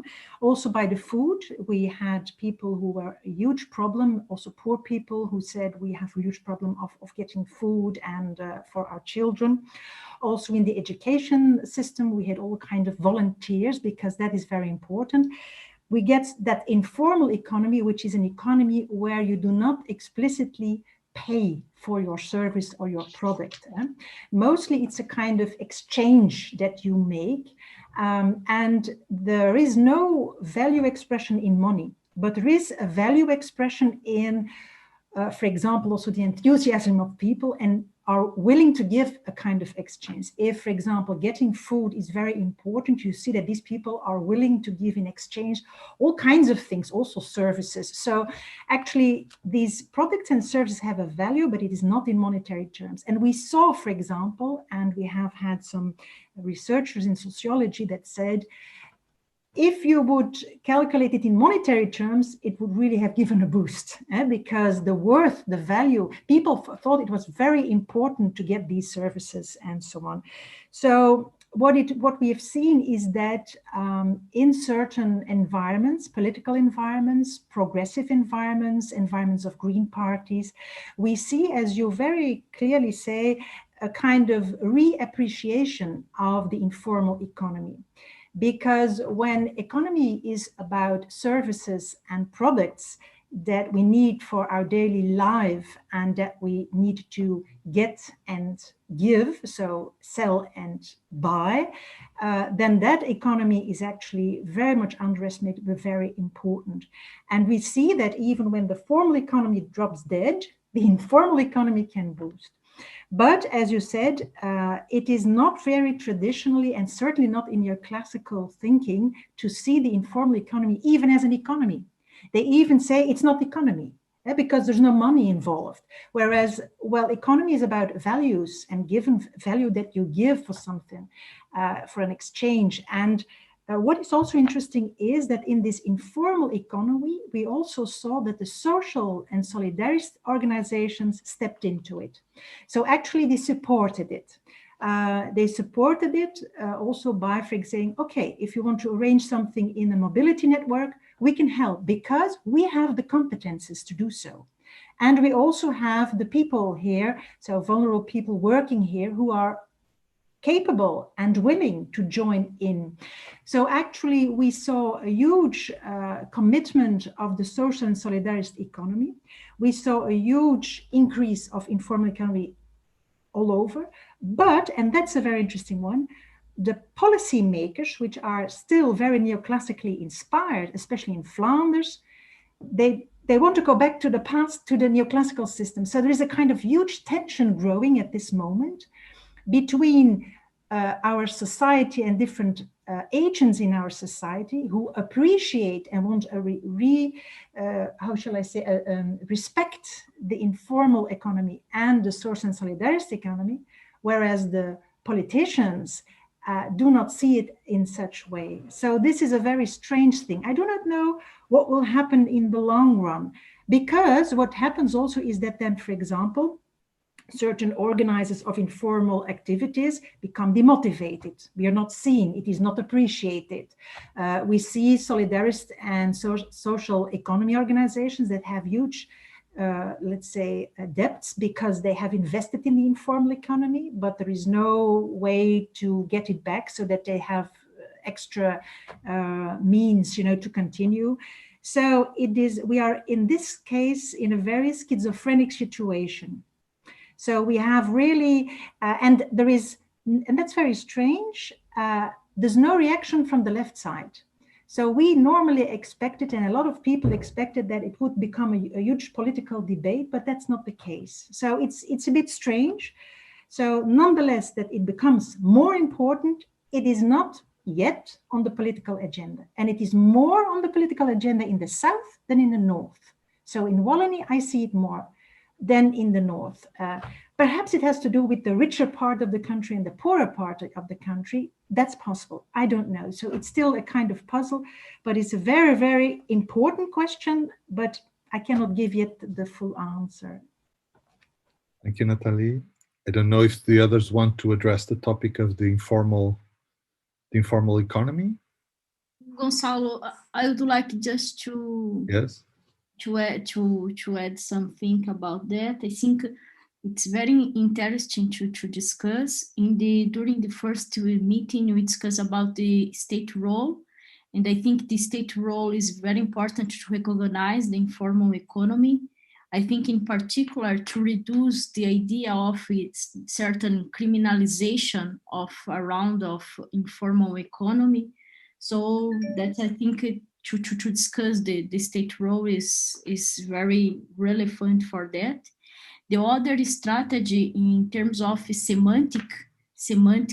So for this reason, use the social solidarity economy as part of the social economy, but there are a strong difference in terms of the recognition of informal initiative. So for this reason, solidarity economy is important and at the same time strategic to recognize the informal initiatives, because the social economy, it's not possible to recognize this type of initiative through the social economy.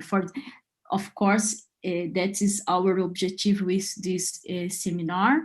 And also, since the 2016, there is in the Parliament, European Commission and the Parliament, political discussion around the solidarity economy, the use of terminology of solidarity economy, more formal, and also as part of the public policies, just to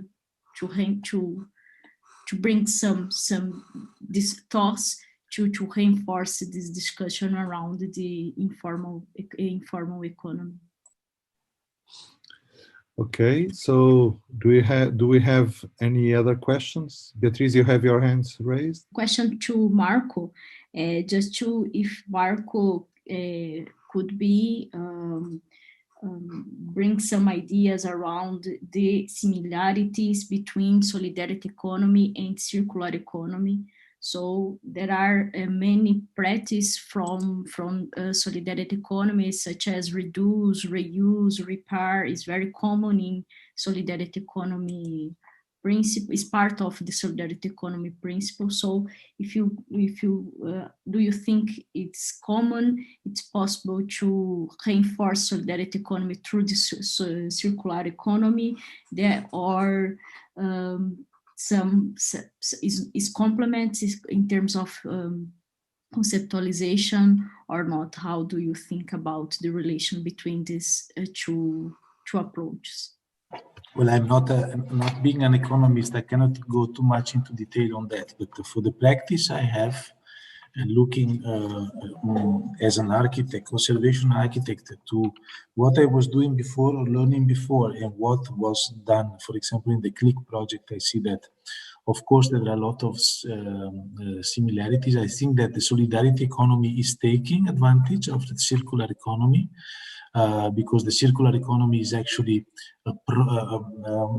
proposing different forms of using spaces, objects, and approaching life. And these different uses are, of course, advantaging the solidarity economy. Once, of course, you adopt the idea of recycling or reusing or repurposing, restoring, let's call it, as well as, I would say, since the beginning, refusing it's something that goes to the advantage of the solidarity economy, because clearly, I mean, you re-put on the market something that was in principle without any use. And this is, of course, recreating what Natalie was referring very clearly. I mean, this informal economy, which is, feeding this informal economy, which is to the advantage, of course, to those ones that are not in the official economy. So those ones that are in need of solidarity. It could be very strong need, or very light need, but it's, of course, it's feeding, those segments of the society that are needing, solidarity. If it's not only, by the way, it's not only about the society. I would say we don't stress too much in URBiNAT that we are an extended community, let's say, of living beings. It's not only humans, it's also animals and so on and so forth.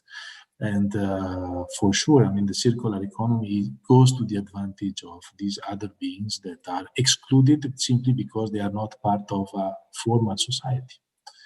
Thank you, Marco. Natalie? Yes, yes.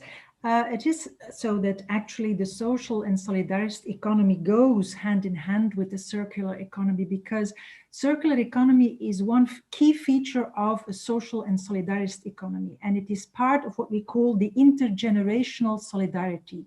If we have a circular economy, then it means we take care about the future generations. We have solidarity with future generations because we make the world habitable and good in such a way.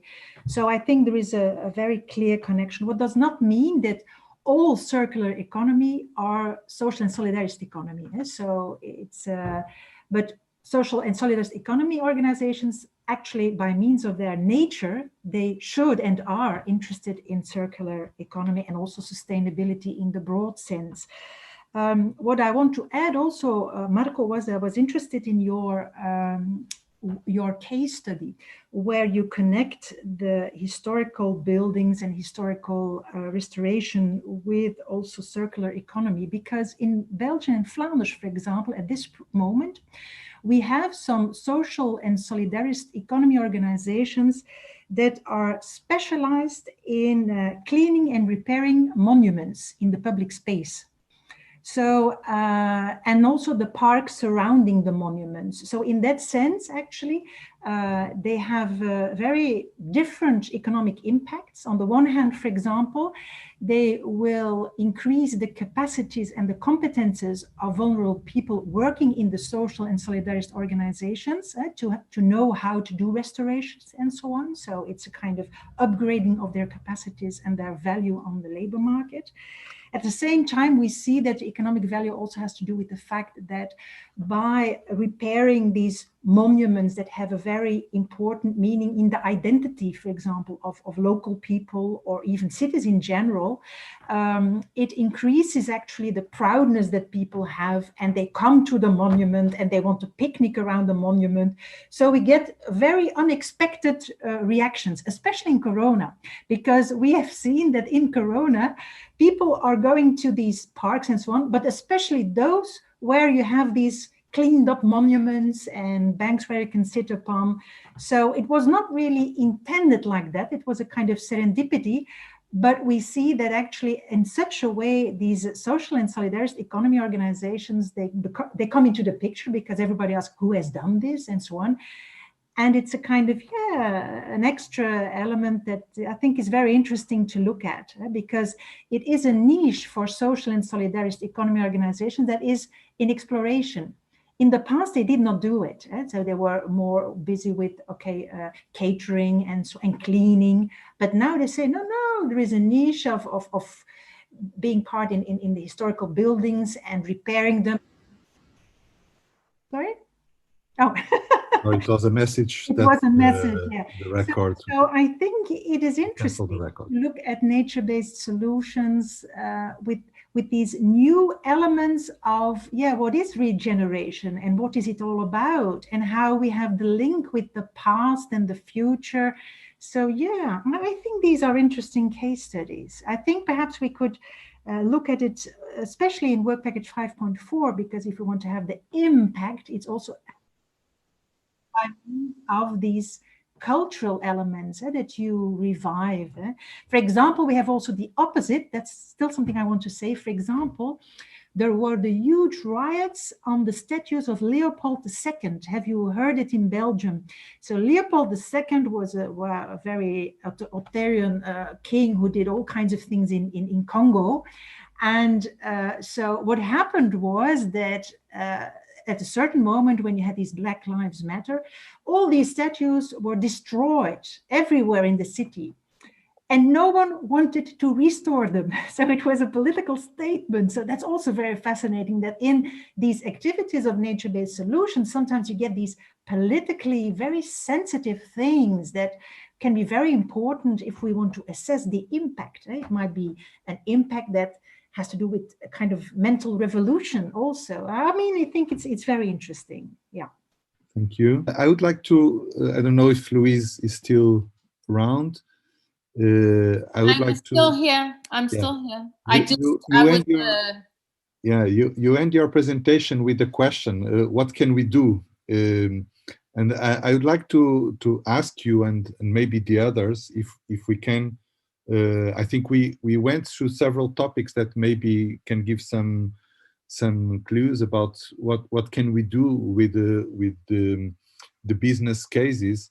And I was wondering if either, for instance, the issue of addressing a little bit as Nathalie did with the ROI, if we could add the social business cases, or if we could take from Knudderik the idea of creating a citizens entrepreneurship that can activate some business cases, starting from the citizens.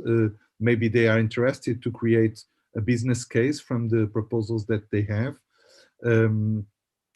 So if we could explore the idea of circular economy in a network of companies and citizens and municipalities, because I think, for instance, the circular economy is an issue that cities are promoting in the cities, and they are trying to involve companies, profit companies, in the process. So maybe it could be a way of making the companies interested in developing some of our nature-based solutions. So do you think we can find here some solutions for your question? Yes. I spoke to Søren in the break, and he said to me, I mean, he said, you know, there is a built-in, how can you say, friction between what our mandate is in the work package 7 and then the discussion we're having now. There is some built-in fiction, you know, because it has the KPIs of work package 7. They are listed in such a way that, you know, what we have been doing to date is basically responding to those KPIs, whereas this conversation is slightly different. And in terms of circular economy, we do have companies that we have investigated and that are part of our research results that are within the circular economy. I mean, they recycle materials or waste, and they're quite, you know, successful, profitable in doing so. So, you know, I mean, the companies that we have, just because they're earning money doesn't make them bad. You know, they're still doing good things. You know, suddenly it's become like a bad thing if you're earning money. But they have to be, you know, marketable, bankable, and the survey does show that citizens, they, you know, if they want something, they'll buy it, right, from these NBS solution providers, but they actually value the free park the most. It's you know, I mean, to be honest, Søren said to me, let's just lie down flat out and say we don't have this. That's, you know, but I think we should try and see if we can reach some kind of compromise or somehow embrace it, you know? Yeah, I think also the possibility of revise our goals and try to find other ways of doing. And do you know how much work you're creating for yourself, Gonzalo, when you recommend that we? No, but it's good work, so it's okay. Nathalie, you have your hands raised, yeah. Yes, I think something that is very interesting if you look at these, what you call then, Louise, nature-based solution organizations from a profit point of view, could be how they perceive, for example, elements like circular economy, nature-based solution, and what for them in their business model creates added value. Why are they doing it? So what is the benefit? What is the non-benefit? And also, how do they see and perceive partners in it? The public organizations at the federal level or local level, citizens. So I think it would be very interesting if Work Package 7 would highlight a bit their perspective and how they see it, and how, for example, do they evaluate it? What kind of impact measurement do they do? Whether it is good or bad is not really the issue, but the issue is that we make all partners in a nature-based solution visible with their rationale, with their ideas, and perhaps we can also see that between all these stakeholders in nature-based solutions, there might be more fundamental differences, for example, in concepts and how they define it, or there may be no conceptual ones, but more operational ones. So I think it might be interesting to focus upon who are they, what do they want, and also in qualitative terms, I think it would be very interesting. And I also believe that there is a huge difference between these organizations. For example, very small local entrepreneurs, even though they are profit, have very different business models than the big ones. So so I think it might be interesting to step aside from stereotyping and try to make a kind of clearer picture on the basis of collected data and cases. I think that would have a huge added value. Also, for example, for the Work Package 5.4, if we want to elaborate the social return on investment, we look at all stakeholders involved and how they perceive the impact. Well, of course, the profit organizations who are involved will also have their idea on perceived value. If there are differences, it's interesting to see the differences. So it's just a suggestion that I think would be very interesting. Also for me, it would be very interesting. It perhaps will be also some eye-opener. You never know. So yeah, thank you. We are actually looking at most of the things you're saying. We're not trying to see how different, and also most of the nature-based solution providers that we have identified are classified as small companies. We are not, or they're all classified as small companies actually. We're not looking at, you know, their conceptual differences and more academic or theoretical aspects, but we are looking at, you know, what do they perceive as a value proposition and who are their partners and, you know, all these things that are actually in the business model canvas. So we do that. And right now I'm unsure if we have shared all that information with you, and Søren is apparently not here. But I'll check up on that. My presumption is that we have, but I'll check it. So we do that, and you know, there are no stereotypes, and to be honest, I think, you know, a lot of these companies, you know, I have a small company, and my main motivation was to change the world, and I think most of those companies, they want to change the world, but, you know. But that is interesting because they still need to earn money, otherwise they go out of business. Yes, and it is more the question of not what they do, but why do they do it? What is the underlying value. And I think there are very different ideas. You have sometimes these idealistic profit organizations. You have others who have others. So I think it might be interesting to know the why, because that's also important when you want to manage the network of nature-based solution. You have to identify the different types of profit organizations. And if you want to motivate them to engage themselves, you need to know why do they think certain things are important and how do they cope with it? Because I think that's a very important one. Yeah. Okay. Thank you, Nathalie. Marco, one final comment. Marco, we cannot hear you. Yes, not final. I'm not so important to have the last word, but I think that a very important role in this still is from the public authority is giving the examples. Unfortunately, very few cases of local authorities are giving the example. I did it. I can say that for historic buildings, for example, maintenance, the maintenance practice is a very good local-oriented business. Which is feeding, the local economy, and is very often also proposing nature-based solutions. And the local authorities are the first ones that are not practicing it. So they do not maintain the shutters, they do not maintain the windows, they do not do good maintenance of the plasters. As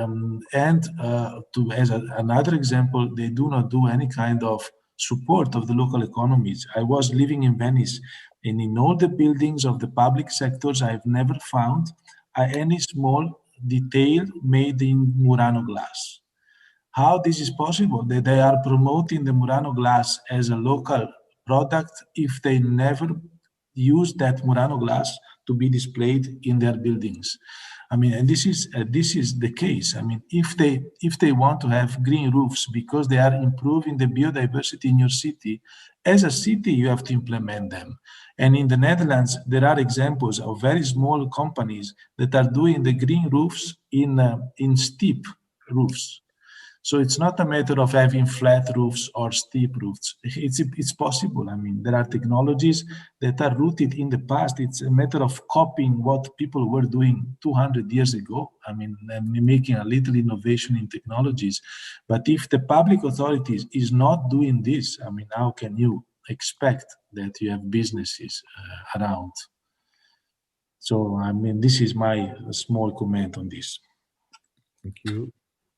Nathalie, do you want to do? Yes, I fully agree, because, and that's also sometimes the schizophrenic reasoning in, especially the political policymakers, because in public organizations, you have the administration and you have the political reasoning.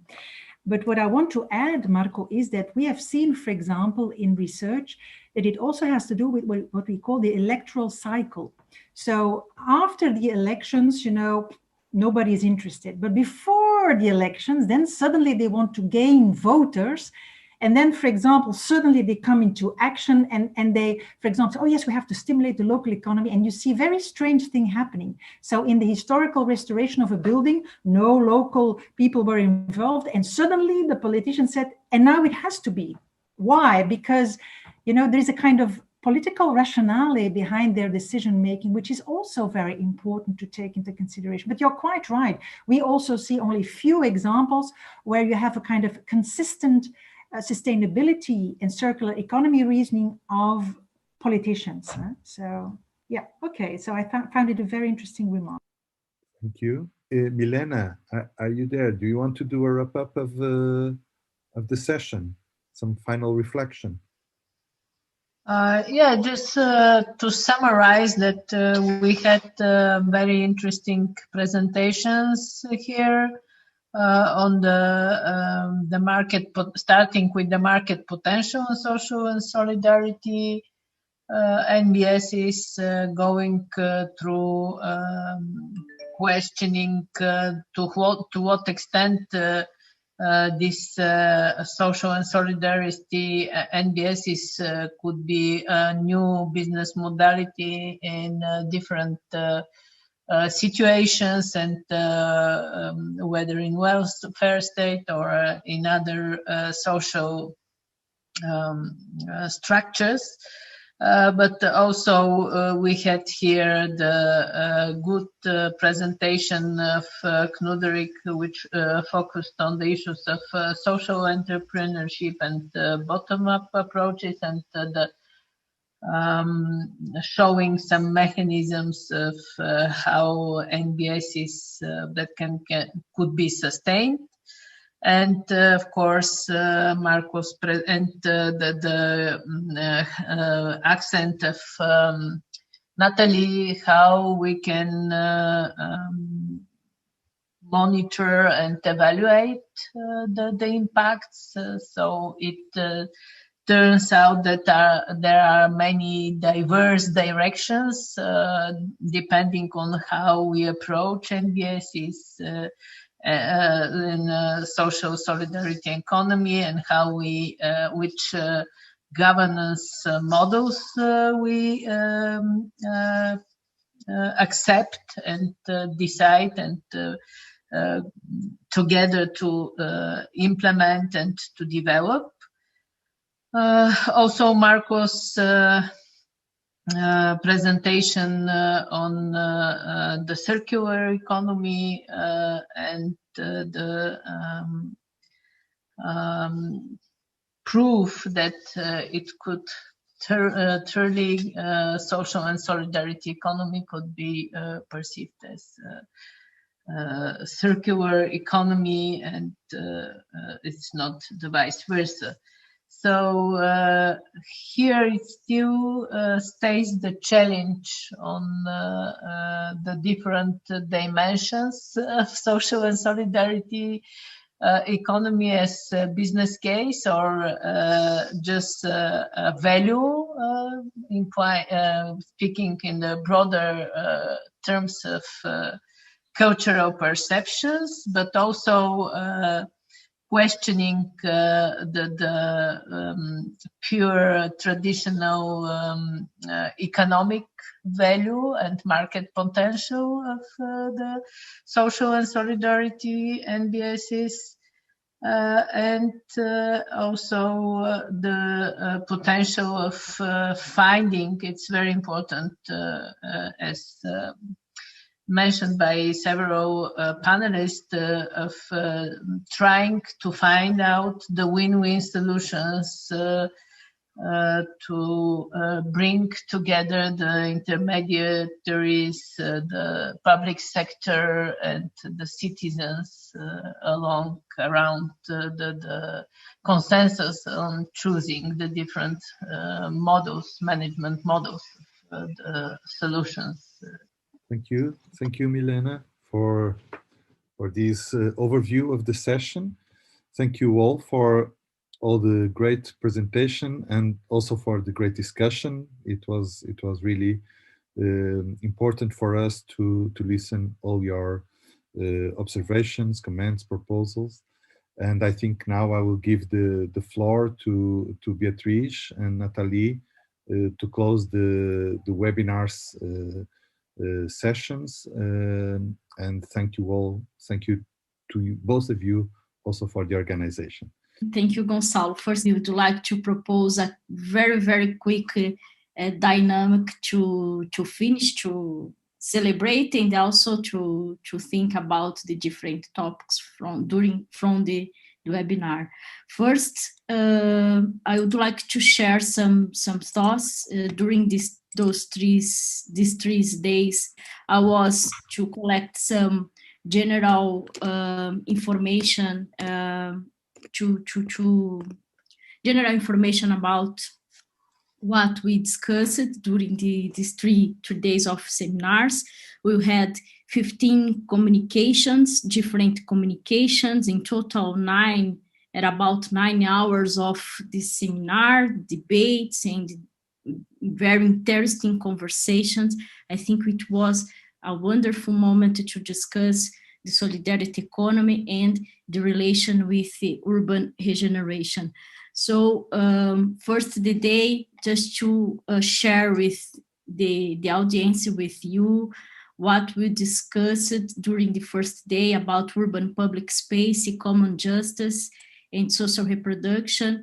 When the first meeting for the focus one urban neighborhoods are a set of complex socioeconomic statements from the first seminar about urban neighborhoods are a set of complex socioeconomic and emotional relations instead of a mere space for living. Community-based initiatives depend much on solidarity ties made of common interest, reciprocity, and trust.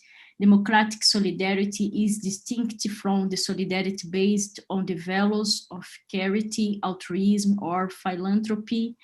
Public policies for solidarity economy and the institutional recognition of its positive role compared to market economy. The other topics from the speakers during the first seminar was the state and market unable to solve the social problems, and by the consequence, the return of the third protagonist, in this case, the community, and the importance of the role of community, the transformative dimension of solidarity economy for the private urban areas, democratizing the economy and enlarging the public space, and the commons and sustainable cooperation between users and public actors is an important strategy to reduce the public space monopoly. During the first day, the discuss around the role played by the different international network. The participation of RIPES was very interesting to bring some ideas about what happened in terms of international context of solidarity economy, and the role of RIPES focused on three-dimensional strategies, namely the solidarity economy ecosystem, recognition and movement, international movement. There are several movements from local, regional, and national. RIPES presenting during their communication some examples of these international movements focused on the relation between economy and city, transformative economies, transition towns, and several solidarity economy actions on climate change committed to provide solutions to the economic, ecological, and health crisis. Also, it's urgent to consider together solidarity elements with democratic sphere, rethink how we organize the communities, enterprises, economy, expand democracy to all economic and social life, fighting inequalities and seeking social justice through forms of self-organization, and also the commons-oriented approach. Landscape, urban regeneration, the other topics from our colleagues from EcoSol was the landscape and urban regeneration should be ensured the rights to the city. It depends of the meaning and the capacity to communicate the plurality in the city. And that is the debate on some effects from colonialization and the effects from historic trajectory of colonialism. For example, how to communicate this plurality and how to reduce the effects of inequality from that. The role of solidarity economy, how to connect citizenship and promote more resilient communities, and how the solidarity economy political and social project can reduce the effects of inequalities based on gender, ethnic, racial, origin, and among the others in urban space. Very, very quickly about the second day, the focus was this socioeconomy practice for neighborhoods vitalization. It was a very interesting discussion around the social currencies as the tool created and used by communities, municipalities, groups, and individuals in order to facilitate exchanges of both products and services or knowledge attached to a series of objective elements and values. Solidarity economy practice as an opportunity for create sustainable and social inclusive cities, the linking with sustainable development goals, in particular the 11 SDG and circular economy, social currencies and markets as revolutionary space where mutual help, values, and solidarity are the core of the experience, the creation of jobs, in particular to include the vulnerable groups through the social currency, and of course was very important to reinforce the plurality of experience from the URBiNAT cities, in particular from Sofia, with the potential of bread house network, with few financial resources to build a community kitchen and transform art and culture with cooking into social inclusion. The bread as symbol of peace and unity, and the bread making foster cooperation, collective experience. From one side, the social and solidarity economy represents 16% of jobs in the private sector. The metropolis relies on the ecosolis, the cooperation and social innovation cluster, one of the main actors that implement the strategy co-constructed with NUTS Metropole. And also from Porto, the experience about the participatory process within urban plan as the catalyst to promote solidarity economy initiatives, namely, in particular, 4 proposals from citizens: mobile kitchen, community garden, solidarity fairs and markets, and community oven. The innovation dimension of these initiatives is very, it's the innovation dimension of the presence of solidarity economy for the municipality, for the Porto municipality. The role of solidarity economy also about the food waste management. I think the debate around the huge scale of the problem of the food waste with different social and environment consequences. We discussed different experience of food waste, different approach, top-down from government or bottom-up for community. What is very interesting to take in consideration the case of cooperative fruta feia, for example, or a food program, the idea of community gardens and agri-food circuits, and some innovations from designer solutions such as photovoltaic food and energy production, water saving, flood mitigation. And finally, the city play a central role to food waste management and urban practice that can support it. I don't know to repeat or to comment again, because I think Milena already done it to reinforce the general aspects about the third day, about our meeting. I would like just to highlight some aspects more related to the importance of non-monetary impacts visible. I think Sroe, it's interesting to reinforce the presence in the debate around cultural aspects and the non-monetary impacts, the need of to create more visibility of non-monetary impacts. Just to highlight the circular dimension, I think there are many components is very common: reduce, reuse, repair, refurbished. I think there are social organizations, social practice from solidarity economy based on reduce, reuse, but more focus on community. So that's interesting to identify the connection between some industrial process from circular economy and community process from solidarity economy. Maybe it's important that is an interesting discussion to take for the future. Also, the connection with URBiNAT from CLIC project, I think in fact the cultural mapping time bank as supportive strategy to build this cultural corridor, I think is interesting to identify the connection and the network between European projects. And just to now, in fact, to finalize, I would like just to reinforce the idea. And probably in fact, we had an effective circular seminar, because during the first seminar, we started the seminar series with a discussion of commons, and the last presentation with Marco returned with the principles for managing the commons according to Strom theory. So we starting with the commons and finish with the commons.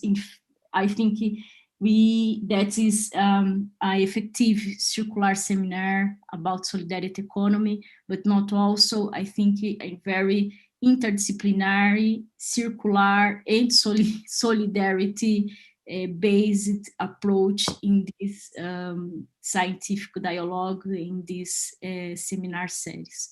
So we'd like to thank you for everyone for this wonderful debate. And I would like to give the floor for Nathalie. Here. During the 3-day event, which aspects on solidarity economy were missing or you would like to further explore? So we have 9 answers. The state role that we mentioned but did not explore so much. Mapping models in URBiNAT cities. We had a little bit about cultural mapping and in the perspective of the CLICS project, there is a very nice feature of mapping the 5 senses, and maybe that's a good idea also to see how follower cities in URBiNAT include also this inspiration. About social enterprises, the citizens' perspective. We mentioned that we needed to ask citizens, but we need to get more inputs about that. The alternative currencies. We had currencies during the 2nd day of the seminar, but when we will have some publications with the result of this 3-day event, we can reinforce this. The market potential from solidarity's perspective, yes, and we also addressed with Louise how we can increase this in connection with Work Package 7. Cultural peculiarities from city to city. We said that it was important, but we did not enter in too much detail. So how in the 7 cities of URBiNAT we can have it. Politician perspective, of course, we did not have politicians with us. That's a shame. We should have the next event, of course. Management, yes, we did not address the after creating. To go further about the possibility of including the social currencies in front-runner cities, maybe organizing a special moment to go more in depth social currencies. And Beatrice and Marco were pushing forward on this. Commons management from public perspectives. Yeah, we addressed commons in the 1st day of the event, but we should go more about that. Let me see if I can enter more. Maybe if I go back in the first question also, which benefits does the solidarity economy offer to regeneration process of the urban public spaces? We have citizen engagement. Okay, that's strong since the beginning of the project. We even have a work package dedicated to that. Bottom-up initiatives, yes, it's what has been reinforced. Inclusiveness and sense of ownership. I think that Nathalie mentioned a lot about that in connection to Marco's presentation about the cultural aspects. Social relations, solidarity ties, cultural approach, community engagement, participatory democracy. We addressed a little bit this of democracy, but we should connect it with other work packages to make it an holistic analysis. Co-management, co-improvement, productivity, values, democratic values, sustainable process. So a lot of benefits that are clearly in line with the results of the project so far, at least the scientific results, and we should now address more analysis on that. Thank you for everyone, for the speakers, for Gonçalo, for moderating the session today. So thank you for the speakers from the other meetings, the previous meeting also. José Luis is here. He was our speakers during the 2nd meeting. So I think it was 3 intensive days, but very, very important for not only for the URBiNAT, but the possibility to share this knowledge with in other contexts. Our proposal is to prepare now short publication, edition from SES context with the different communication. And also that is the other strategy to share this knowledge, different knowledge with the other sisters projects, networks, organizations, etc. So we keep in touch with the speakers and with the participants to turn this strategy in real context. So to do that, up one more, probably during this, in the next month, to work on this, on the preparation of this publication. So thank you. I don't know, Gonçalo, if you'd like to say something, to add something. So, but from my side, thank you again. Thank you very, very, very much. Thank you a lot for everyone. Well, just to say goodbye and say that we are looking forward for the next discussions on the economic issues, crossing the several topics that we mentioned, and it will be an important part of the URBiNAT. So for the ones that are in URBiNAT, you will be all involved. For the others that we see here, we hope to have you on the board on the next public discussions. So thank you all for coming.